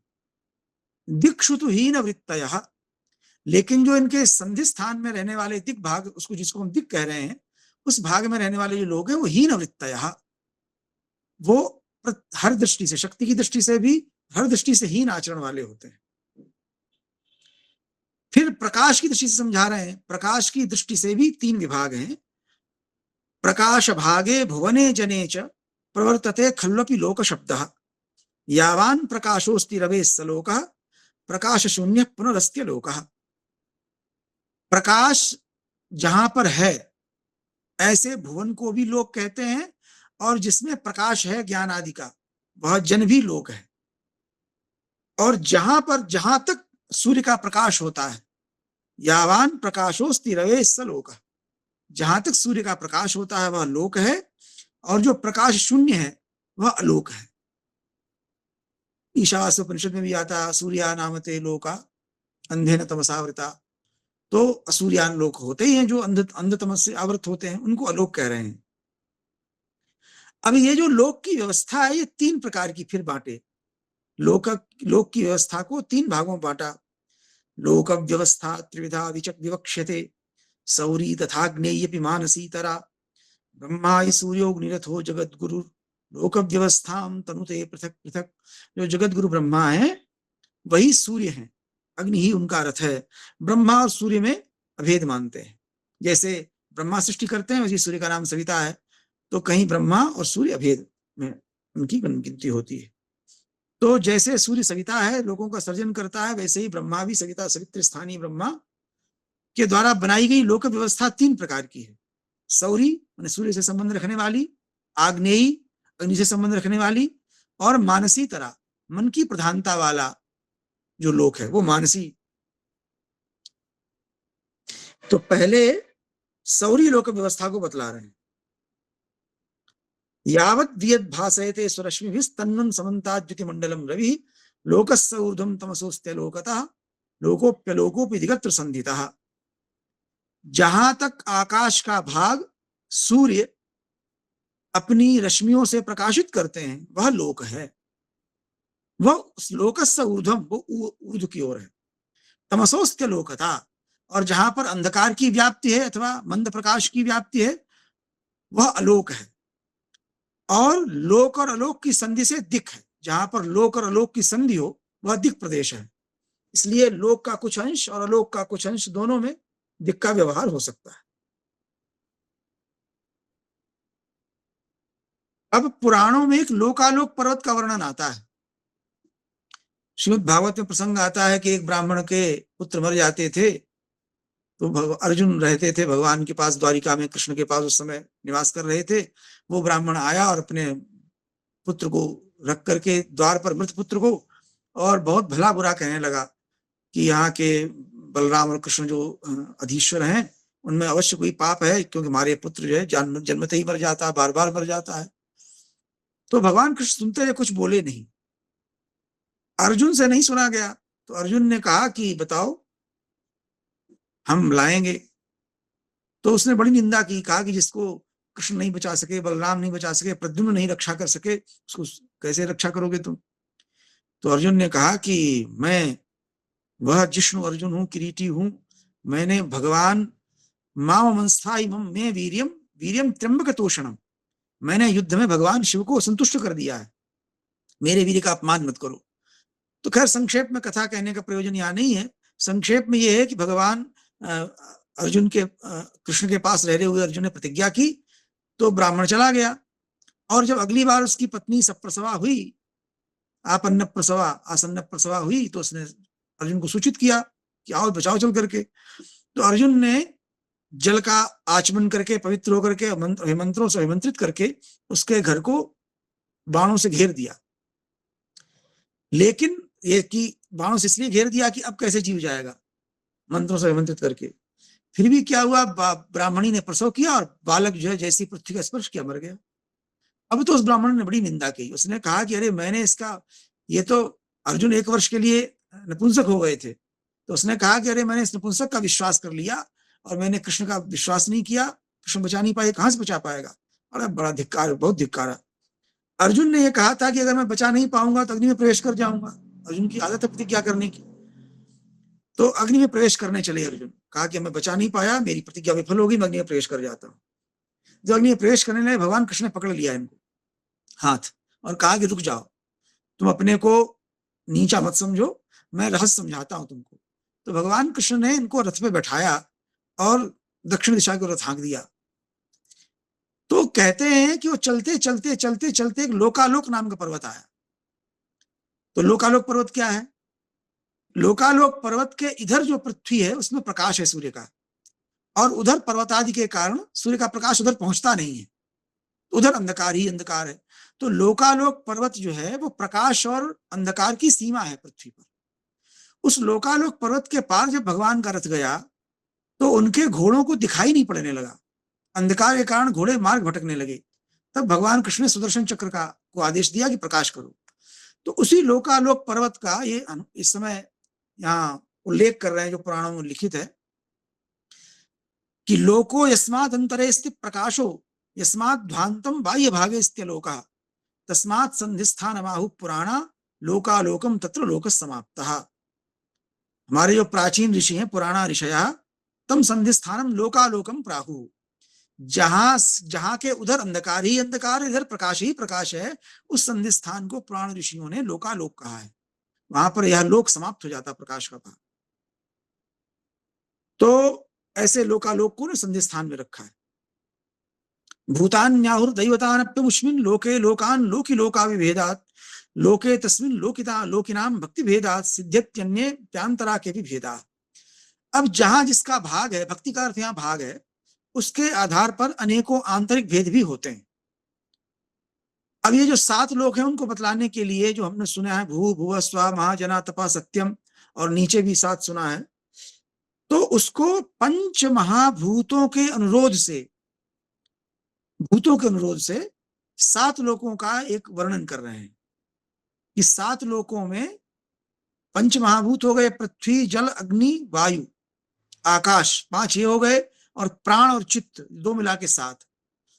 माने इनकी प्रधानता से 7 लोकों की कल्पना की गई। पूर्वम परेणावृतमस्ति पृथ्वीं द्वारकाश सप्तावरणा पृथक स्युः। तो इस प्रकार से ये जो 7 हैं, प्रत्येक लोक में 7 आवरण होते हैं। पृथ्वी के, जल का, अग्नि, वायु, आकाश और प्राण और चित्त, इनकी प्रधानता वाले 7 आवरण होते हैं। तो पृथ्वी भी सप्तावरणा है, चंद्रमा भी सप्तावरण है, सूर्य भी सप्तावरण वाला है, और पूर्व वाला जो है दूसपर से आवृत है। अर्थात ये तो हम जानते ही हैं, पृथ्वी जल से आवृत है, जल तेज से आवृत है, तेज वायु से आवृत है, वायु आकाश से, आकाश प्राण से, प्राण चित्त से। देवानुरोधेन, ये व्यवस्था भूत की है, भूत के अनुरोध 7 लोक है। अब देवताओं के अनुरोध से बतला रहे हैं। देवानुरोधेन च भूर्भुवस्वर महारजनश्चापि तपस्य सत्यम एभ्य परस्तात् परो रजाय सोलोक आहुस्तमलोक लोकम। देवों के अनुरोध से भूर्भुवः स्वः महाजनः तपा सत्यम, ये 7 लोक हैं। इनसे परे जो है वो परो रजा, अर्थात इन 7 लोकों तक रजोगुण की किंचित व्याप्ति है, किंतु इनसे परे जो लोक है वो परो रजा, रजोगुण से परा हुआ लोक है, वो अलोक है। अर्थात वहां पर सूर्य चंद्रमा इत्यादि का प्रकाश नहीं है, लेकिन फिर भी वहां प्रकाश होता है। तमलोक लोकम, इसको भगवान कहे हैं कि आप ब्रह्म भुवनाल लोका पुनरावर्तिनो, जो ना ब्रह्मलोक तक सभी लोग पुनरावर्ती हैं, वहां तक जाने पर लौटना पड़ता है। और भगवान के लोक में न तद भासयते सूर्य न शशांको न पावकः यद गत्वा न निवर्तन्ते तद्धाम परमं महत्। इसलिए कह रहे हैं अलोक लोका, सूर्य आदि का प्रकाश न होने से अलोक है, लेकिन वो स्वयं प्रकाश है, इसलिए लोक है। आनंदम सज्ज्योतिषाम ज्योतिरेतत् सूर्याद् यस्याम दिश्य लोकेस्ति लोकः तस्याम जीव प्रेति यस्तस्य मुक्तिर्दिश्यन्यस्याम अंधकारेस्य पातः। तो यदि जीव सूर्य से उस दिशा में जाता है जहां पर 7 के पार ब्रह्मलोक, सुपर वाले लोक में सूर्यमंडल का भेदन करके उसमें जो जीव जाता है उसकी मुक्ति होती है, और अगर अन्य दिशा में जाता है, अन्य दिशा में, तो अंधकार में इसका निपातन होता है, फिर पुनरावर्तन होता है। ये जो ब्रह्मलोक से परे लोक है, ये आनंद और ज्योति मात्र, सत्ता मात्र से उपलक्षित है। आग्नेयी लोक व्यवस्था, अब आग्नेयी लोक व्यवस्था, ये सौरी लोक व्यवस्था थी प्रकाश के आधार पर। पृथ्व्याम परत ज्योतिषि यत्र चार्धई सूर्यांशवो यान्ति दिवं सलोकः ततो विपर्यस्त दिशित्वलोको भूच्छायार्क द्युतिमान्यतश्च। दैवी संपद यस्य जीवात्मनि स्यात् ऊर्ध्वैर्लोकैः सत्भिर्याति सूर्यम् आसुर्यान्यः संपदा यात्यधस्तात् भूच्छायां वा मंदगम वा तमोन्धम। पृथ्वी जो है परत ज्योति है, पृथ्वी के आगे चल के समझाएंगे, अर्थात दूसरे के प्रकाश से जो प्रकाशित हो वो पृथ्वी है। वहां पर पृथ्वी के आधे भाग में सूर्य की किरणें पृथ्वी पर पड़ करके फिर द्युलोक में लौट जाती हैं, तो पृथ्वी पर पड़कर जहां तक फिर परावर्तन होकर जाती हैं वो सब लोक है। उससे विपर्यस्त दिशा में जहां पर सूर्य की किरणें नहीं पड़ती हैं, पृथ्वी की छाया पड़ती है और वहां की अर्क की द्युतिका मंदता होती है, वहां पर अर्क की द्युति की मंदता से और भूत छाया से उसे अलोक कहते हैं। ये अर्क की द्युति की मंदता वैसी ही है जैसे कि सूर्य का प्रकाश बाहर होता है और अगर हम थाली इत्यादि दिखाएं तो कमरे में भी उसका परावर्तन होता है, लेकिन वहां पर कमरे में कमरे की छाया भी होती है, तो वहां द्युति की मंदता होती है। वैसे ही पृथ्वी के अर्धभाग में परावर्तित किरणों के प्रकाश से और भूत छाया से प्रकाश की मंदता होने से वो अलोक कहा गया है। ये आग्नेयी लोक व्यवस्था है, अर्थात सूर्य की किरणों में जो निहित अग्नि है उसका जहां पर प्रभाव हो वो लोक, जहां पर उसका मंदता हो अर्क की द्युति की भू की छाया से वो अलोक है। और दोनों की संधि भाग में दिक होगा वो पहले बता दिया। अब मानसी लोक व्यवस्था बतलाते हैं। इत्याग्नेयी लोक संस्था यथासी तदवत भूमौ मानसी कल्पिता भूत। जैसे आग्नेयी लोक संस्था थी पहले, वैसे ही भूमि पर मानसी भी लोक संस्था हुई। अर्धम भूम्या दैवतार्धम सुलोको धस्तादर्धम त्वासुरम दिक्तनार्या। भूमि के अर्ध भाग को ब्रह्मा ने देवताओं के लिए रख दिया और नीचे की ओर जहां प्रकाश नहीं जाता है उसको असुरों के लिए रख दिया। और इन दोनों के संधि भाग में अनार्य लोग रहते हैं, अर्थात जो वेद शास्त्रीय मर्यादा को न मानने वाले, हीन वृत्ति वाले, वो नाभौ मेरुस्तुत्तरो यावत स्यात् भूभागस्य प्रान्ततो वैशून् स्यात् तावान् भागो देवलोकोपसव्यस्तस्या लोकस्सोऽसुरेभ्यः प्रतिष्ठः। नाभि में पृथ्वी के मेरु है, तो जिस भूभाग के उत्तर तक, नाभि पृथ्वी के मध्य स्थान में मेरु है, वहां से उत्तर तक जो है वो देवलोक है, और दक्षिण में अलोक है, वो असुरों के लिए ब्रह्मा ने प्रतिष्ठा दिया। अब ये कह रहे हैं कि पहले हमने जो बताया था लोक, अलोक और दिक, ये 3 भाग ये प्रत्येक लोक में होते हैं। अब प्रत्येक लोक, अलोक, दिक जो भाग है, लोक में भी फिर 3 भाग करते हैं, अग्नि, वायु और सूर्य के कारण। मैंने जहां पर अग्नि की प्रधानता है वो अग्नि का, जहां पर वायु की प्रधानता है वायु का, और आदित्य की प्रधानता आदित्य का।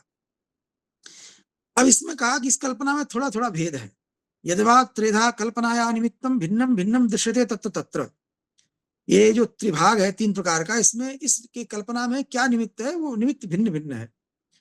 भक्ति त्रेधम केनचित् हेतुना चेत् त्रैलोक्यम स्यात् कल्पितम तावतैव। तो चाहे किसी भी निमित्त से 3 तरह का विभाग हो, लेकिन त्रैलोक्य तो वैसा, 3 लोक तो रहेंगे ही, त्रैलोक्य भाग रहेगा। चाहे अग्निवायु सूर्य के निमित्त से 3 भाग करिए, चाहे वैसे ही। तो आगे चल के बताएंगे। इन्होंने फिर आगे चल करके ये जो 7 लोक हैं, इनमें भी 3 त्रैलोक्य की कल्पना की है। जैसे भू, भुव, स्वः।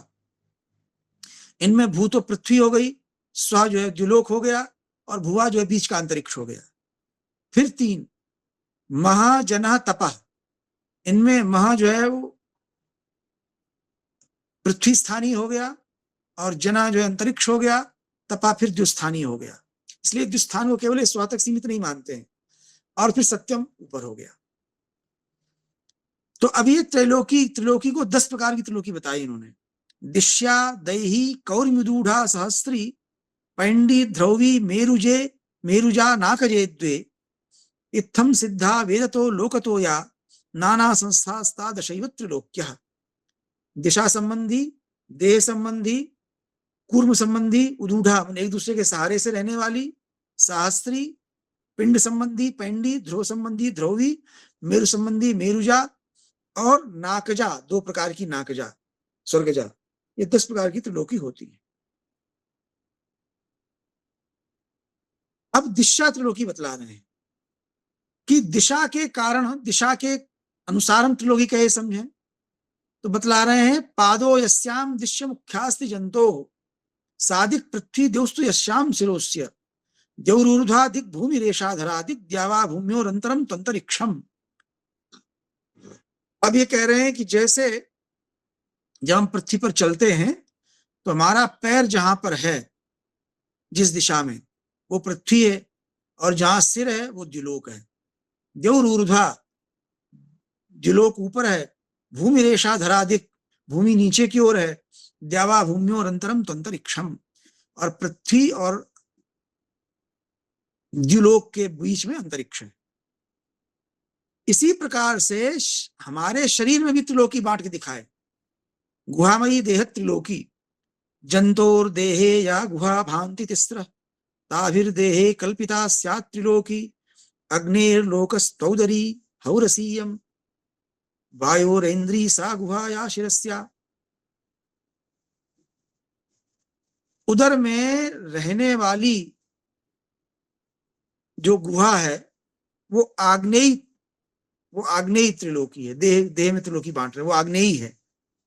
और अग्नि और उधर से ऊपर जो उरस स्थान है, वहां पर जो औरसी है, वहां वायु की प्रधानता होने से वो वायु की त्रिलोकी है। और जो सिर में रहने वाली इंद्री, वो इंद्री गुहा है। इस प्रकार से देह में भी त्रिलोकी की कल्पना की। त्रैधात्वी कूर्म त्रिलोकी। अब कूर्म त्रिलोकी की बात करते हैं।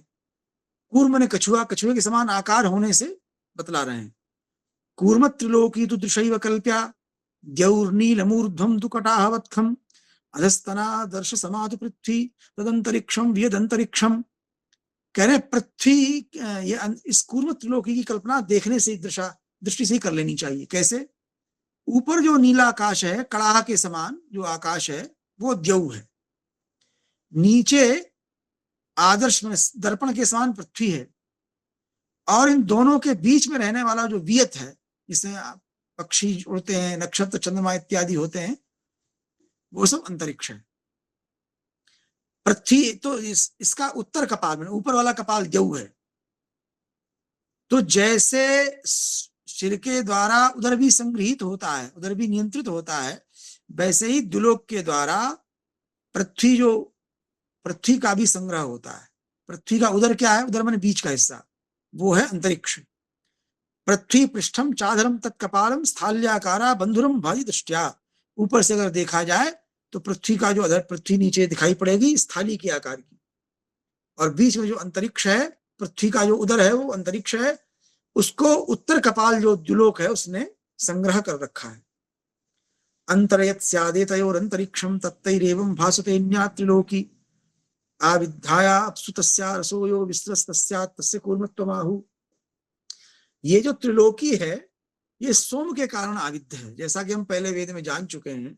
अग्नि सोमात्मकम जगत, इस वाक्य से जो सोम तत्व है अर्थात जलांश है, उसमें ये शक्ति है कि वो बांध के रखता है, और अग्नि जो है वो उस बंधन को शिथिल करता है।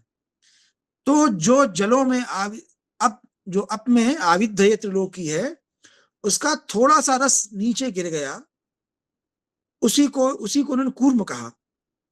दैवी त्रिलोक्याप्सु ही प्रसिद्धा अत्यक्षर कोपि परांग रसोस्याः। वो जो दैवी त्रिलोकी है देवताओं की, जो अप में माने जल में अर्थात सोम में प्रविद्ध है, उसका कोई रस जो है वो परांगमुख होकर के बाहर गिर गया।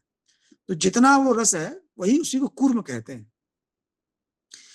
अच्छा रूपम, तो पृथ्वी पर वो जो रस है कूर्म वाला रस, वो दधि के समान है, दही के समान, और द्युलोक जो है वो मधु के समान है, द्युलोक में जो कौर्म रस है, और अंतरिक्ष में जो उसका रस है वो घी के समान है। आत्मा तो जहां जहां तक कूर्म रस है उतनी ही कौर्म आत्मा है। कच्छप कहते हैं क्यों? कच्छप के समान ये लोक का आकार है, इसलिए ये जो सूर्य है ये कच्छप के समान आकार वाली इस पृथ्वी को देखता है, तो देखने से सूर्य को पश्यक कहते हैं। पश्यकः पश्यति पश्यकः। अब इस पश्यक में आदि अंत वर्ण व्यत्यास से कश्यप, पश्यकाय कश्यपो भवति निरुक्त में यास्क भगवान ने कहा है पश्यकः कश्यपो भवति, तो पश्यकः असि दृष्टा। कूर्माकारो दृष्टितः कल्प्यते सौ दृष्टा भूमे पश्यकस्तेन क्लिप्तः। एतं प्राणं कश्यपं प्राहुरित्थं रूपं कृत्वा सृष्टिमस्यां करोति। ये जो कश्यप प्राण है यही रूप की रचना करके सृष्टि करता है। हम पुराण में पढ़ते हैं कि सारा संसार जो है वो कश्यप की ही संतान है। तो ये जो कश्यप प्राण है वही रूप करके सृष्टि को करता है। सृष्टि करता प्राण एवास्ति कूर्मः। ये जो कौर्म प्राण है यही सृष्टि को बनाता है, अर्थात इसी के कारण जो है रूप की सृष्टि होती, रूप दिखाई पड़ता है। प्रलय काल में ऐसे नाम रूप लुप्त हो जाते हैं, सृष्टि काल में रूप दिखलाई पड़ता है। तो ये कह रहे हैं कि वो कूर्म प्राण है वही सृष्टि का करता है। उसका नाम कश्यप कैसे है? तो कहा कि कछुआ तो जो है वो क्या है, ये तो पशु है। तो कहा कि पशु तो पशु से साम्य है, बस इतना ही।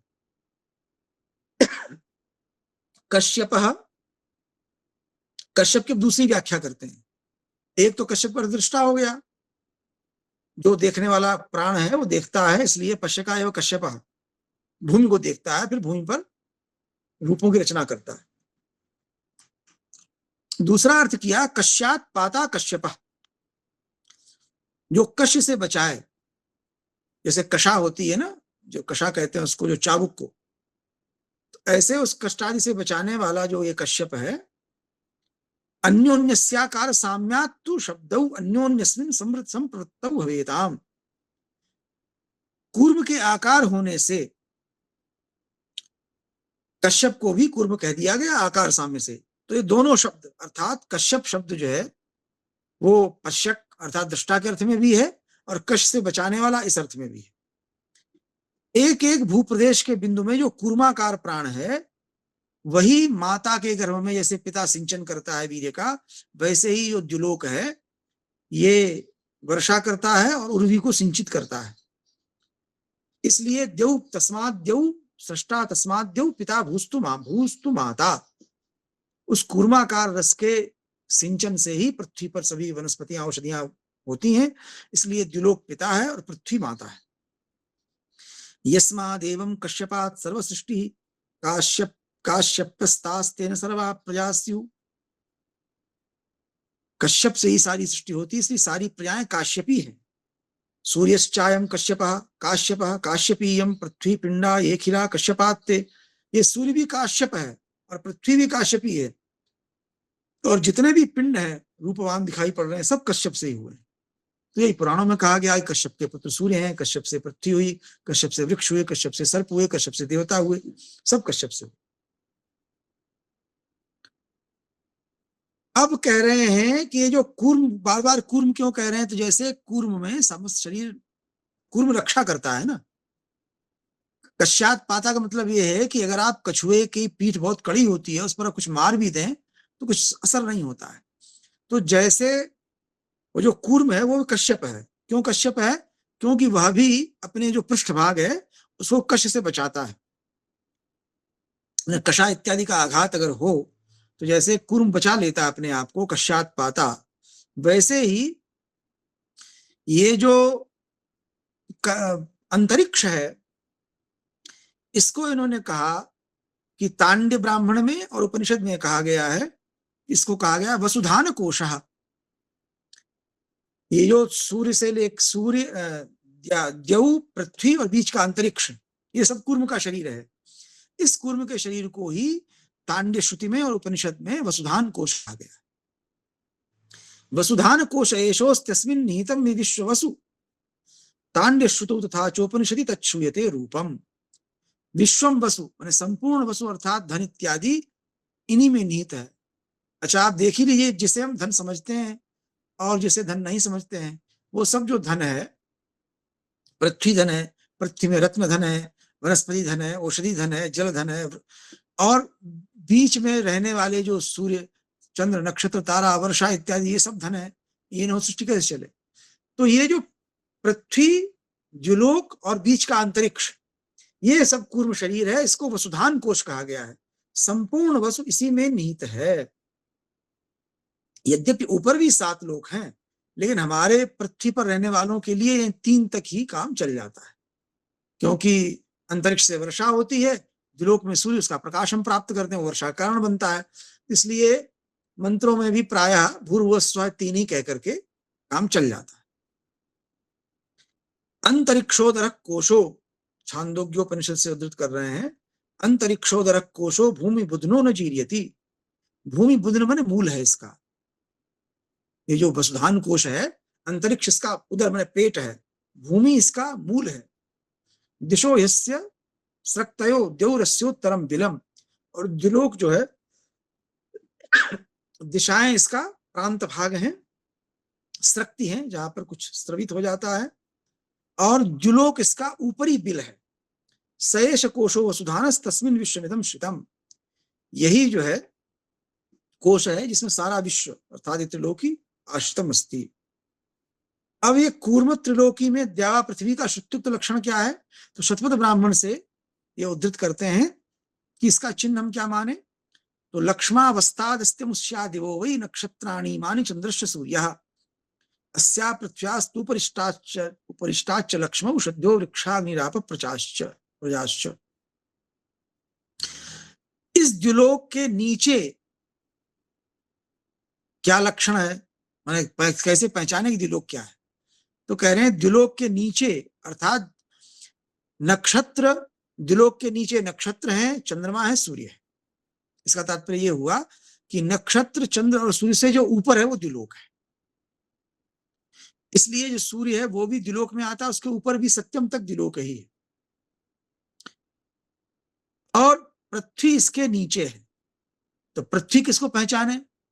तो कहा कि पृथ्वी के ऊपर अस्याः पृथ्व्यास्तुपरिष्टाच्च लक्ष्मौ सद्यो वृक्षा अग्निराप प्रजाश्च। इस पृथ्वी के ऊपर लक्ष्मण, लक्षण क्या है? औषधियां हैं, वृक्ष है, अग्नि है, जल है, प्रजाएं हैं। अर्थात जिसके ऊपर आपको औषधियां दिखाई पड़े, वृक्ष दिखाई पड़े, अग्नि दिखाई पड़े, जल दिखाई पड़े, प्रजा दिखाई पड़े, ये लक्षण है पृथ्वी का, वो उसे पृथ्वी जानो। ये शतपथ ब्राह्मण का इन्होंने मंत्र का उद्धरण दिया है, संकेत किया है, उद्धरण तो देखना पड़ेगा। बाहुल्यम वै दृश्यते स्याम पृथिव्याम संभाव्येते ते देवौ लेले एव आदित्योसा वस्त्यवस्ताद् देवोस्या इत्थं श्रुत्या सूर्यतो द्यौ पृथक् स्यात्। पृथ्वी में इन वस्तुओं का बाहुल्य देखा जाता है, इसलिए हम पृथ्वी का लक्षण कह रहे हैं इनको। औषधि, वृक्ष, अग्नि, प्रजा। और जो आदित्य है वो द्युलोक से नीचे है, इसलिए श्रुति के मत में भी सूर्य से द्यौ पृथक है। सूर्य द्युलोक में है, लेकिन ऐसा नहीं है कि सूर्य तक ही द्युलोक है, उसके ऊपर भी द्युलोक है। अब पुराण में एक वचन मिल जाता है, उस पुराण के वाक्य से थोड़ा भ्रम होता है, उसकी बात करते हैं। पुराण में क्या कहा है कि रविचंद्रमसौर यावन मयूखैरव भासते स समुद्र सविच्छैला तावती पृथ्वी स्मृता यावत् प्रमाण पृथ्वी विस्तार परिमंडलम नमस्तावत् प्रमाणम ही विस्तार परिमंडलम। पुराण का ये वाक्य है कि सूर्य और चंद्रमा के किरणों से जितना प्रदेश भासित होता है, समुद्र, नदी और पर्वत के सहित उतनी ही पृथ्वी कही गई है, उतना ही पृथ्वी का प्रदेश है। और जितना पृथ्वी का प्रमाण है उतना ही प्रमाण ऊपर आकाश का है, जितना भूगोल उतना ही खगोल, ये तात्पर्य है। इस पे थोड़ा सा समस्या है, क्योंकि इन्होंने ये कह दिया कि जिस अर्धभाग में सूर्य हो वो द्युलोक, और पृथ्वी से आरंभ होने वाला जो अर्धभाग प्रकाशित हो पृथ्वी।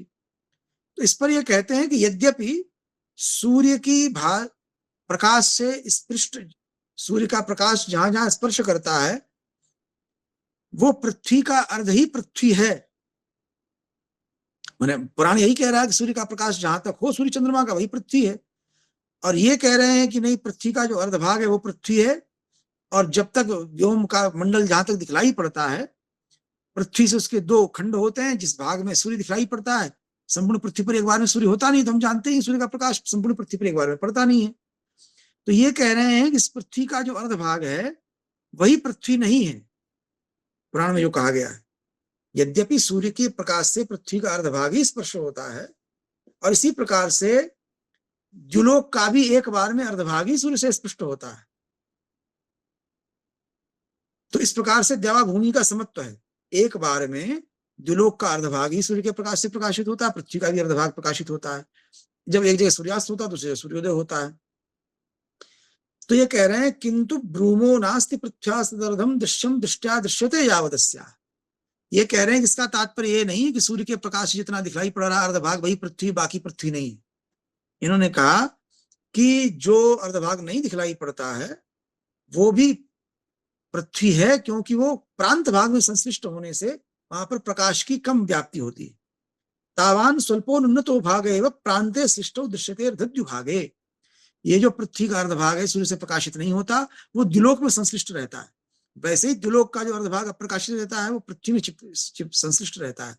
इसलिए केवल सूर्य के प्रकाश से प्रकाशित होने वाला ही पृथ्वी है, ऐसा विरोध नहीं समझना चाहिए।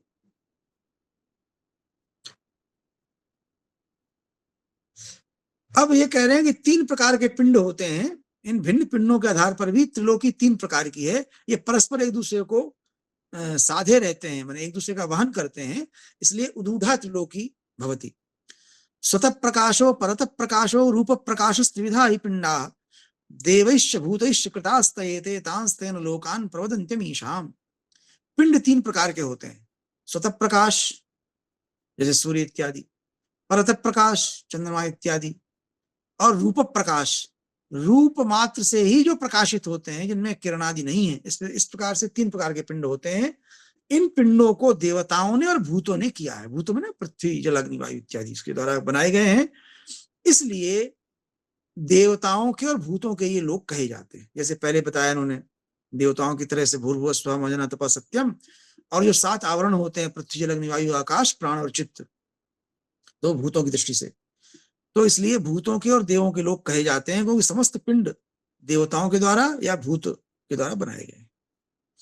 पिंड स्वयं ज्योतिर्होच्यते द्यौ परज्योतिरिहांतरिक्षम पृथ्वी त्वमज्योति शिवच्मि पिंडे वायुयाद्य पिंडम च तथांतरिक्षम।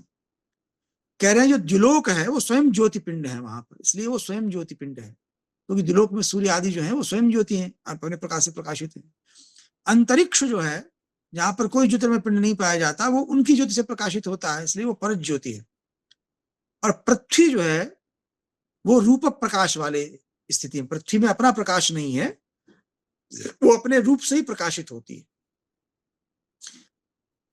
और जो वायु इत्यादि है वो पिंड है ही नहीं, वायुआद्य पिंडम तथांतरिक्षम, वायु इत्यादि तो पिंड ही नहीं, क्योंकि दिखलाई नहीं पड़ता है, इसलिए अंतरिक्ष में रहने वाला जो वायु है वो अपिंड है। पृथ्वी तो पृथ्वी रविरस्त्ययं द्यौश्चंद्रश्च वायुश्च नभोन्तरिक्षम अत्राद्य भावेन रवे पृथिव्या परस्परम व्युद्वहनम प्रतिमः। रवि पृथ्वी को धारण करता है, पृथ्वी रवि को धारण करता है, इस प्रकार परस्पर एक दूसरे का उद्वहन करते हैं, इसलिए उदूढ़ा त्रिलोकी है। इस उदूढ़ा त्रिलोकी में क्या समझना चाहिए कि पृथ्वी तो पृथ्वी है ही है, जो सूर्य है वहां द्युलोक है, और चंद्र वायु और आकाश ये अंतरिक्ष में आएंगे, पृथ्वी और द्युलोक के बीच में। तो यहाँ पर रवि और पृथ्वी परस्पर एक दूसरे का उद्वहन करते हैं, ऐसा हम जानते हैं। अब सहस्त्री त्रिलोकी बताते हैं, यहां भी वही बात, फिर त्रिलोकी में ये चौथे लोक की बात भी लाते हैं, क्योंकि अग्नि वायु रवि और सोम को और जोड़ा है इन्होंने। अग्नि वायु रवि से हम जानते हैं अग्नि स्थानीय पृथ्वी है, वायु स्थानीय अंतरिक्ष है, और रवि स्थानीय द्युलोक है, जहां पर सूर्य वो द्युलोक, और जो बीच में पृथ्वी और द्युलोक के बीच में अंतरिक्ष वायु रहती है, और पृथ्वी पर अग्नि की प्रधानता है। तो जैसे कहा देवानुरोधाधिहतु त्रिलोकी तथा चतुर्लोक गतिश्च कल्पिता अग्निश्च वायुश्च रविश्च सोमश्चैते स्थिता यत्र तयेव लोका। तो अब ये फिर कह रहे हैं कि चार जैसे त्रिलोकी है वैसे चार प्रकार की लोक गति भी कही गई है, अग्नि वायु रवि और सोम। अर्थात ये कह रहे हैं कि एते स्थिता यत्र तयेव लोका। श्री ओझा जी का प्रतिपादन यह है कि अग्नि वायु रवि और सोम ये जहां जहां स्थित हो वो सब लोक है। अग्नि पृथिव्यस्ति तथा अंतरिक्षम वायुस्ततो द्यौरयमादितेय आपस्तु सोमस्तये पृथिव्याम सूर्ये च चंद्रे च भवन्ति भागाः। पृथ्वी में अग्नि की प्रधानता होने से अग्नि का भाग है, अग्नि की भक्ति है। अंतरिक्ष में वायु की भक्ति है, द्युलोक में आदित्य अर्थात सूर्य की भक्ति है, और जो सोम है जल में सोम की भक्ति प्रधानता है। इस प्रकार से पृथ्वी में चंद्र में और सूर्य में इसके भाग होते हैं। पृथ्वी में अग्नि की भक्ति है, चंद्र में सोम की, और सूर्य में अग्नि की, और अंतरिक्ष में वायु है ही है। तो यथास्य सूर्यस्य समन्ततोंशवस्तथा पृथिव्यापि सन्ति सर्वतः कृष्णासुते संप्रचरन्ति तन्मयी रात्रिर्दिवा भान्ति न सूर्य भावृता। जैसे सूर्य के चारों ओर किरणें हैं सूर्य की, वैसे ही पृथ्वी के चारों ओर भी पृथ्वी की किरणें हैं, लेकिन वो किरणें जो हैं ज्योतिर्मयी नहीं है, कृष्णा है, इसलिए रात्रि उसके कारण होती है। तो सूर्य में वो कृष्ण क्यों नहीं दिखाई पड़ता? तो कहा कि दिन में सूर्य के प्रकाश से आवृत हो जाने के कारण पृथ्वी की कृष्ण रश्मियां नहीं दिखलाई पड़ती, और दिन में पृथ्वी में रहने वाली जो सूर्य रश्मियां हैं वो पृथ्वी से टकरा करके रवि को फिर लौट जाती हैं, और रथंतर साम में वो स्थित हो जाती हैं। मैंने सूर्य रथ को जो पार कर जाती हैं इसलिए रथंतर कहते हैं। साम का अर्थ यहाँ सीमा है। तो ये त्रिलोकी हम क्रम से फिर विवेचना करते हैं। अग्नेर निवेशाधीयसा त्रिलोकी सोमा चतुर्लोक गतिश्च क्लिप्ता। अग्नि के निवेश से त्रिलोकी है, अग्निवायु अंतरिक्ष से, और सोम के ओर लग जाने से वो चार लोक हो जाते हैं। भूगर्भतोग्ने परितोस्ति विक्रमो भूपिंडतो यावति खे बहिर्बहि आलंबते तत्परतो दिगागत सोम समन्तात् वसुधाक्षर स्थिता। भूगर्भ से जो अग्नि है निकलती है, उसके परितः जो विक्रमण होता है भूपिंडतो या यावति खे बहिर्बहि, वहां पर दिशाओं से आया हुआ जो सोम है उसके कारण वसुधा टिकी हुई है। माने अग्नि जो है सोम का आलम्बन लेकर के स्थित होता है। बिना सोम के आलम्बन के अग्नि रह नहीं सकता, अगर केवल अग्नि रहेगा सब जला देगा, फिर टिकेगा कैसे? जैसे हम देखते हैं कि काष्ठ इत्यादि को जलाते हैं, जल जाने पर अग्नि नष्ट हो जाती है। तो यदि काष्ठ में सोम है, अग्नि उसको जलाती है, जब सोमांश नष्ट हो जाता है तो अग्नि भी नष्ट हो जाती है। तो बिना सोम के आलम्बन के अग्नि नहीं रह सकती। तो ये कह रहे हैं कि जहां तक सोम है वहां तक पृथ्वी है, और सूर्य उसी के आलम्बन से स्थित है, क्योंकि सोम को अग्नि का आलम्बन चाहिए। सोमावधिस्सा पृथ्वी विवक्ष्यते तस्यास्त्रयस्त्रिंशदहर विभक्तयः, उसकी 33 आहर विभक्तियां हैं। अंतस्त्रिकम पंचतुषट् भक्तयः तत्र त्रिलोकी प्रथमास्त्रिभक्तयः। तो इस प्रकार से इन्होंने आगे फिर साहस्त्री और पैंडी त्रिलोकी, ध्रुव संबंधी त्रिलोकी की भी चर्चा थोड़ी सी मैं कर देता हूं, फिर बंद कर।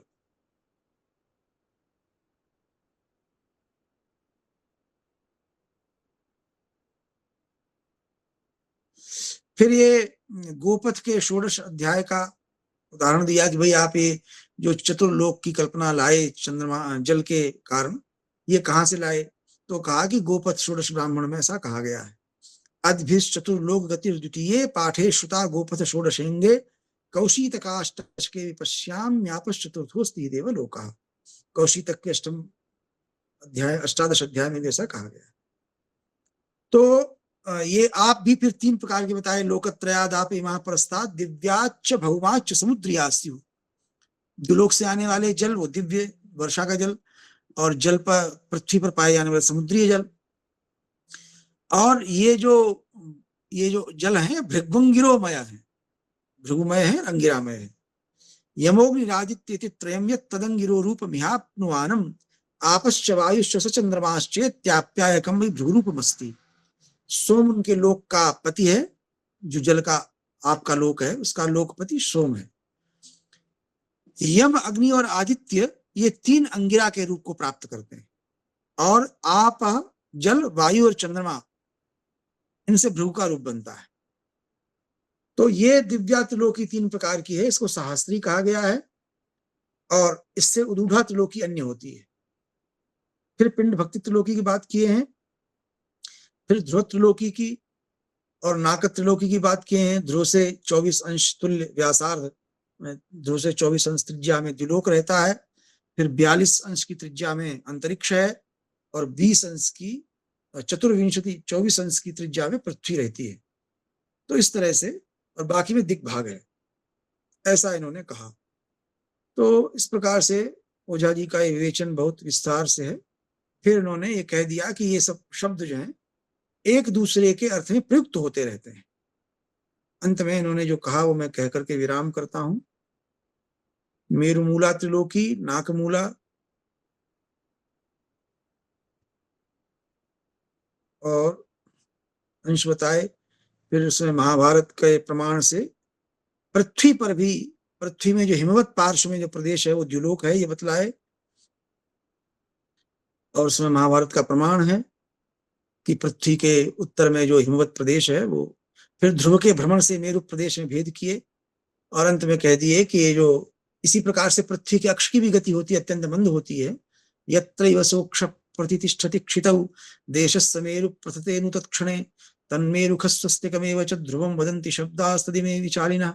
जहां पर ये पृथ्वी का अक्ष प्रतिष्ठित होता है उसी देश को हम मेरु कहते हैं। उस क्षण में, माने जिस काल खंड में पृथ्वी का अक्ष जहां रहता है उस देश को ये मेरु कहते हैं उस क्षण में, और उससे ऊपर वाले को मेरुखस्वस्तिक कहते हैं, उसी को ध्रुव कहते हैं। ये शब्द परस्पर अर्थ में इनका शब्द बदलता रहता है, विचाली होते हैं।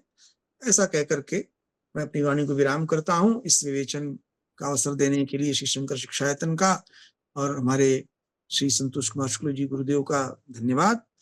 मैं अपनी वाणी को विराम देता हूं। हरि ओम। बहुत बहुत आभार सर। आपने लोक सृष्टि के माध्यम से त्रिलोकी की अनेक रूपों को आपने प्रस्तुत किया है। आपके प्रति मैं आभार प्रकट करता हूं। अब समय है अध्यक्षीय उद्बोधन का। आदरणीय सर उपस्थित है। सर से मैं निवेदन करता हूं कि अपने अध्यक्षीय उद्बोधन से कार्यशाला को गौरव प्रदान करें। आदरणीय सर। यां मेधां देवगणाः पितरश्च उपासते तया मामद्य मेधया अग्नि मेधाविनं कुरु। परम आदरणीय इस सत्र के वक्ताद्वय डॉक्टर कुलदीप कुमार जी एवं डॉक्टर कौशलेंद्र दास जी, आप दोनों का अत्यंत ही व्यापक फलक पर व्याख्यान था और बहुत ही उपादेय रहा हम सभी के लिए। यह श्रृंखला शुरू हो रही है जगत गुरु वैभवम की। ये जगत गुरु वैभवम ग्रंथ जो है यह भारत के इतिहास का कथन कर रहा है कि भारत के इतिहास की पुस्तक है कि भारत का इतिहास कैसे समझा जाना चाहिए। ओझा जी ने इस ग्रंथ में यही लिखा है कि भारत का इतिहास किस प्रकार है और इसमें इन्होंने 8 प्रसंग बताए हैं। इतिवृत्त प्रसंग, पुराण प्रसंग, पौराणिक सृष्टि प्रसंग, ऐतिहासिक सृष्टि कर्तृ प्रकरणम और ऐतिहासिक सृष्टि विभाग, प्रजा सृष्टि, लोक सृष्टि और धर्म सृष्टि। इस प्रकार 8 प्रकरणों में यह विषय विवेचित हुआ है। यह कहाँ से विषय शुरू होता है? यह विषय शुरू हो रहा है, ओझा जी कहते हैं कि आधुनिक लोग आजकल भारत का इतिहास खोजने का प्रयास कर रहे हैं। मुझे लगता है कि नेहरू जी की किताब उनको डिस्कवरी ऑफ इंडिया कहीं ध्यान में रही होगी, इसलिए उन्होंने खोजने का शब्द यूज किया कि आजकल लोग भारत का इतिहास खोजने का प्रयत्न कर रहे हैं। लेकिन उनकी जो प्रवृत्ति है, जो इतिहास भारत का खोज रहे हैं, वह प्रवृत्ति जो अनुसंधान की है वह अत्यंत निकटकालीन है। थोड़े समय का इतिवृत्त वो लोग खोज रहे हैं। इतना छोटा कार्यकाल भारत के इतिहास का नहीं है। एको विदाह केचिदितेतिहास प्रमार गणे संप्रति प्रयत्ना। जो लोग आजकल कुछ विद्वान लोग इतिहास खोजने में लगे हैं, उनका कार्यकाल बहुत छोटे कार्यकाल का है। भारत से अतिरिक्त, अभी यहीं से शुरू करते हैं कि भारत से अतिरिक्त देशों में मान्यता क्या थी विश्व के बारे में। उनकी मान्यता थी कि विश्व 4000 वर्ष पहले बना था। 150 वर्ष पहले विदेशी विद्वान मानते थे कि 4000 वर्ष पहले ही ये दुनिया बनी थी। बाद में 6000 वर्ष की दुनिया लोगों ने स्वीकार की। तो इस प्रकार से उनके देश में 4000 वर्ष से पूर्व का पीछे का कोई इतिहास ही नहीं। और वो हमें भी बहुत छोटे से कार्यकाल में हमारा इतिहास ढूंढने का प्रयास कर रहे हैं। अन्येषु देशेषु न चुन्नति प्राक चतुस्सहस्रावधि वर्ष पूगात। अन्य देशों में 4000 वर्ष पूर्व कोई इतिहास ही नहीं था। इसीलिए आसित ततस्तेषु न चेतिहास ग्रंथा पुराणा क्वचनोपलब्धा। इसीलिए उनके यहाँ 4000 वर्ष से पूर्व के इतिहास का न कोई ग्रंथ है, न 4000 वर्ष के इतिहास का कोई ग्रंथ। कोई उनके यहाँ महत्वपूर्ण ऐसा ग्रंथ नहीं है जो वो 4000 या 4000 वर्ष पहले के पूर्व का इतिहास वो बताए। चतुस्सहस्रावधि वर्ष पूगात प्रत्नेतिहासम तु न तु ते विदंती। 4000 वर्ष पूर्व का इतिहास न उनके पास है और न वो जानते हैं। इसीलिए वो केवल जो जानते हैं वो तो दुनिया को ही 4000 वर्ष पुरानी मानते हैं।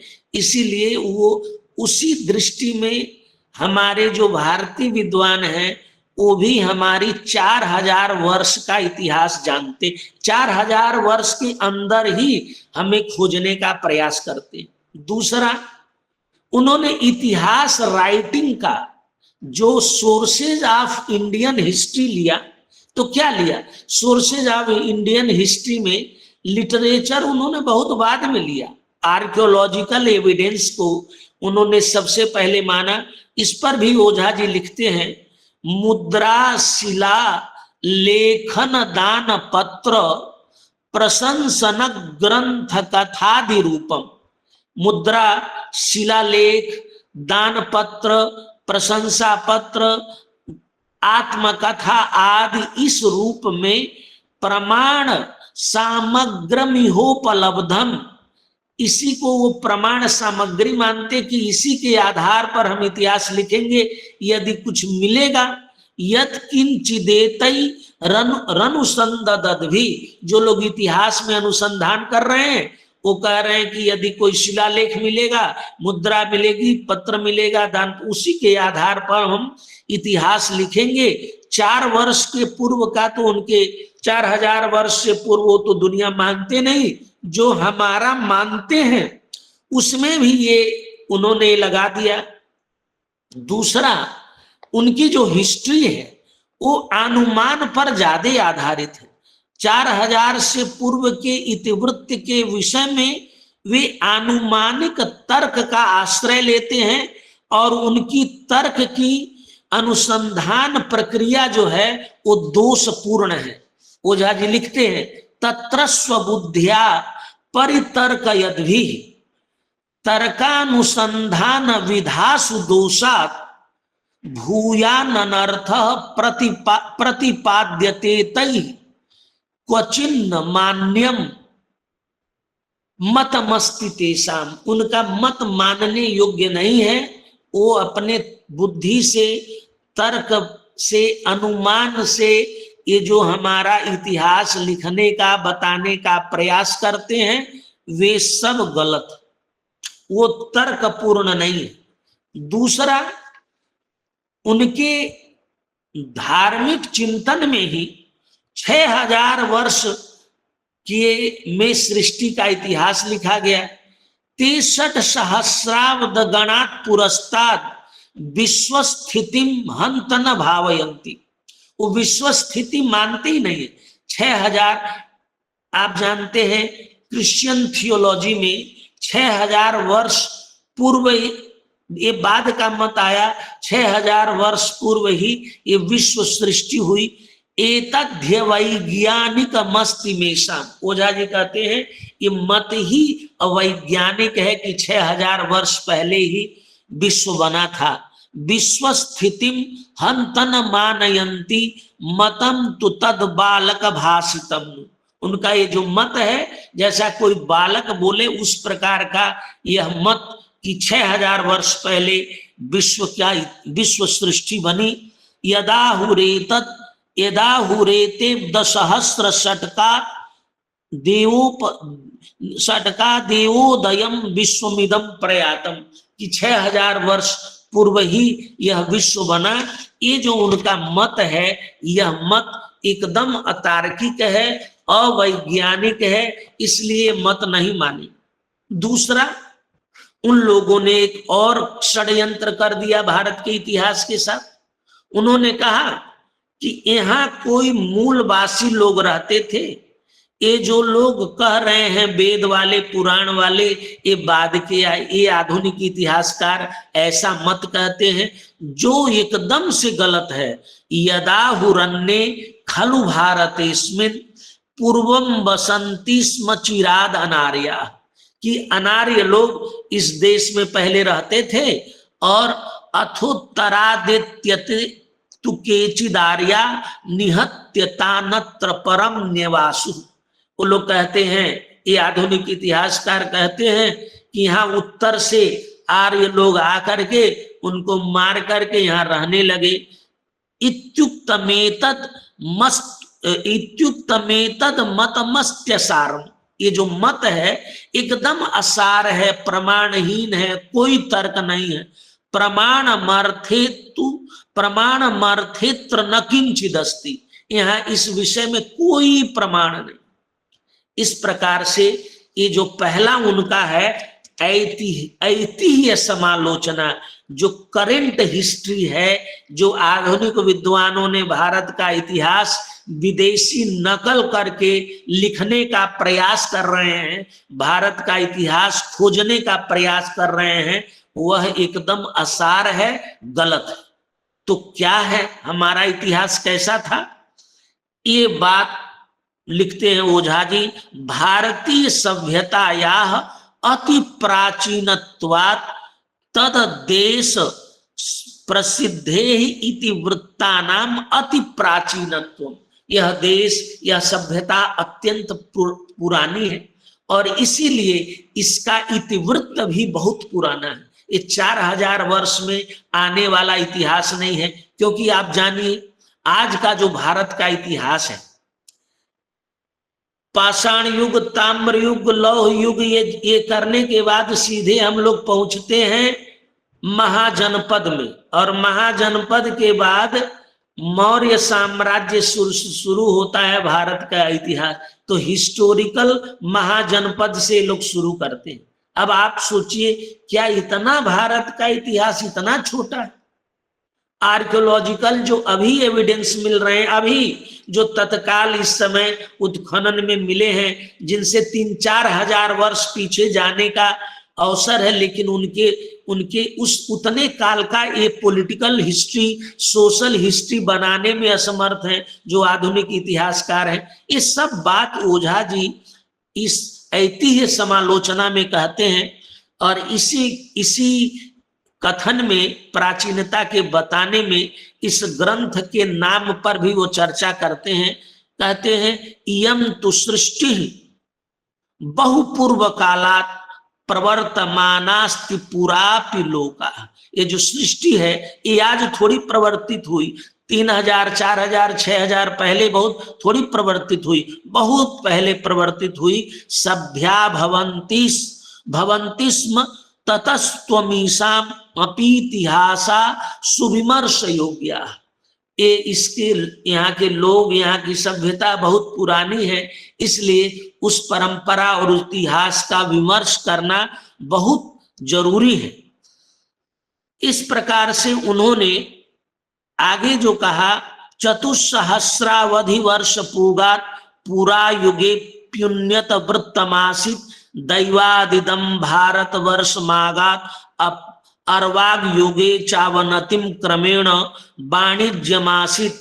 हमारा जो इतिहास है, हम 4000 वर्ष, 6000 वर्ष जो हमारे विदेशी आक्रमणों के कारण जो हमारी अवनति हुई, उसके पूर्व हमारी कैसी उन्नति थी, इसके बारे में वो कहते हैं कि वाणिज्यमासित, बलवीर्यमासित, विद्या कला शिल्प विधानमासित, अत्युन्नता सत्य विचार पूर्णा, तत्रेतिहासा वलिनुन्नतासित। इतिहास की अवली बहुत उन्नत थी, और हमारे यहाँ वाणिज्य, बल, विद्या, कला, शिल्प, विज्ञान, सत्य विचार, ऐसा इतिहास हमारा बड़ा गौरवशाली और बहुत बड़ा इतिहास था। लेकिन विज्ञायते भारतवर्ष सभ्यता पुरातनी सर्व जगत गुरुत्वात्। हमारी जो यही जगत गुरु वैभवम का जो लाइन उन्होंने ओझा जी ने दी है कि विज्ञायते भारतवर्ष सभ्यता, भारतवर्ष की सभ्यता का जो इतिहास है वो बहुत पुराना है, बहुत बड़ा इतिहास है, बहुत पुराना इतिहास है। और इसीलिए विज्ञायते भारतवर्ष सभ्यता पुरातनी सर्व जगत गुरुत्वात्। सब जगत में सबसे बड़ी पुरातन और वैभवशाली सभ्यता हमारी थी। ये बात हमें ढूंढना है, निकालना है। अत्रैव देशे प्रथम प्रवर्तितम निर्वक्ति शास्त्रम मनुजस्य सभ्यताम यथोदितम तत्र च वेद शास्त्रम मनुष्य लोकस्य चरित्रमाग्रम। यहाँ से प्रस्तावना शुरू करते हैं कि हमारी सभ्यता की प्राचीनता क्या। इस प्रकार ये पूरा ग्रंथ भारत के समग्र इतिहास का विवेचन करता है, और आधुनिक लोगों ने जो इतिहास लिखा है उसका खंडन करता है। तो हमें इस पूरे ग्रंथ में, हम इस 7 दिन में इसका एक छोटा पारायण होगा, और अनेक विद्वान जैसे आज कौशलेंद्र दास जी और कुलदीप जी ने, क्योंकि आज यहाँ से प्रकरण शुरू नहीं हुआ, क्योंकि इन लोगों को किसी दूसरे दिन व्याख्यान करना था, आज किसी अन्य को व्याख्यान करना था, इसीलिए इनके लिए व्याख्यान के जो विषय आगे के निर्धारित थे वो हमारे अनुरोध को स्वीकार करके आज आपने व्याख्यान किया, क्योंकि आज किसी अन्य का व्याख्यान था, वह उपस्थित होने में असमर्थ थे। इन दोनों के प्रति हम कृतज्ञता व्यक्त करते हैं। और ये जगत गुरु वैभवम क्या है? भारतीय सभ्यता और इतिहास का जगत गुरुत्व है। जगत में सबसे पुरातन और श्रेष्ठतम हमारी सभ्यता है, हमारी संस्कृति है, हमारा इतिहास है। इसका उद्घोष करने वाला यह ग्रंथ है और हम लोग इस पूरी विचार परंपरा से परिचित होंगे। इन्हीं शब्दों के साथ आप सभी के प्रति कृतज्ञता व्यक्त करता हूं। और जो इस पटल पर इतनी संख्या में उपस्थित हैं, विद्वान जन, विदुषी जन, शोध छात्र, उन सभी के प्रति हम कृतज्ञ हैं। और 7 दिन तक इसी तरह से निरंतर भारत की सभ्यता संस्कृति के गौरव गान में हम लगे। भारत का ये गौरव गान है, गौरव गाथा है, उस इतिहास से हम परिचित हों और अपने सभ्यता संस्कृति के गौरव ग्रंथों से मूल ग्रंथों को पढ़ें। इसी प्रवृत्ति के लिए यह कार्यक्रम उपकल्पित किया गया है। बहुत बहुत धन्यवाद। नमस्कार। बहुत बहुत आभार सर। आपके उद्बोधन से हमें अनेक पक्षों का ज्ञान हुआ, लाभान्वित हुए हम लोग। आज का व्याख्यान अत्यंत ही सुंदर रहा। आपका जैसा संकल्प रहा कि पंक्तिशः पाठ हो, आदरणीय कौशलेंद्र दास जी, आदरणीय कुलदीप जी ने इस तरह से व्याख्यान प्रस्तुत किया। और आज इस पटल पर देश के विभिन्न भागों से अनेक विद्वान उपस्थित हैं। मैं सर से निवेदन करना चाहता हूं कि एक हमारे आदरणीय विद्वान जो प्रति माह कार्यक्रम में जुड़ते हैं, उनका नाम है भोलानाथ भट्टराय। ये नेपाल के देश में आचार्य है और प्रतिदिन आते हैं, काशी की परंपरा से पढ़े हैं। उनका भी उपस्थित है अभी भी भोलानाथ भट्टराय जी। ये बड़े विद्वान हैं और शंकर शिक्षायतन में आते रहते हैं। आपके प्रति मैं कृतज्ञता ज्ञापित करता हूँ, आप सभी के प्रति मैं कृतज्ञता ज्ञापित करता हूँ। आप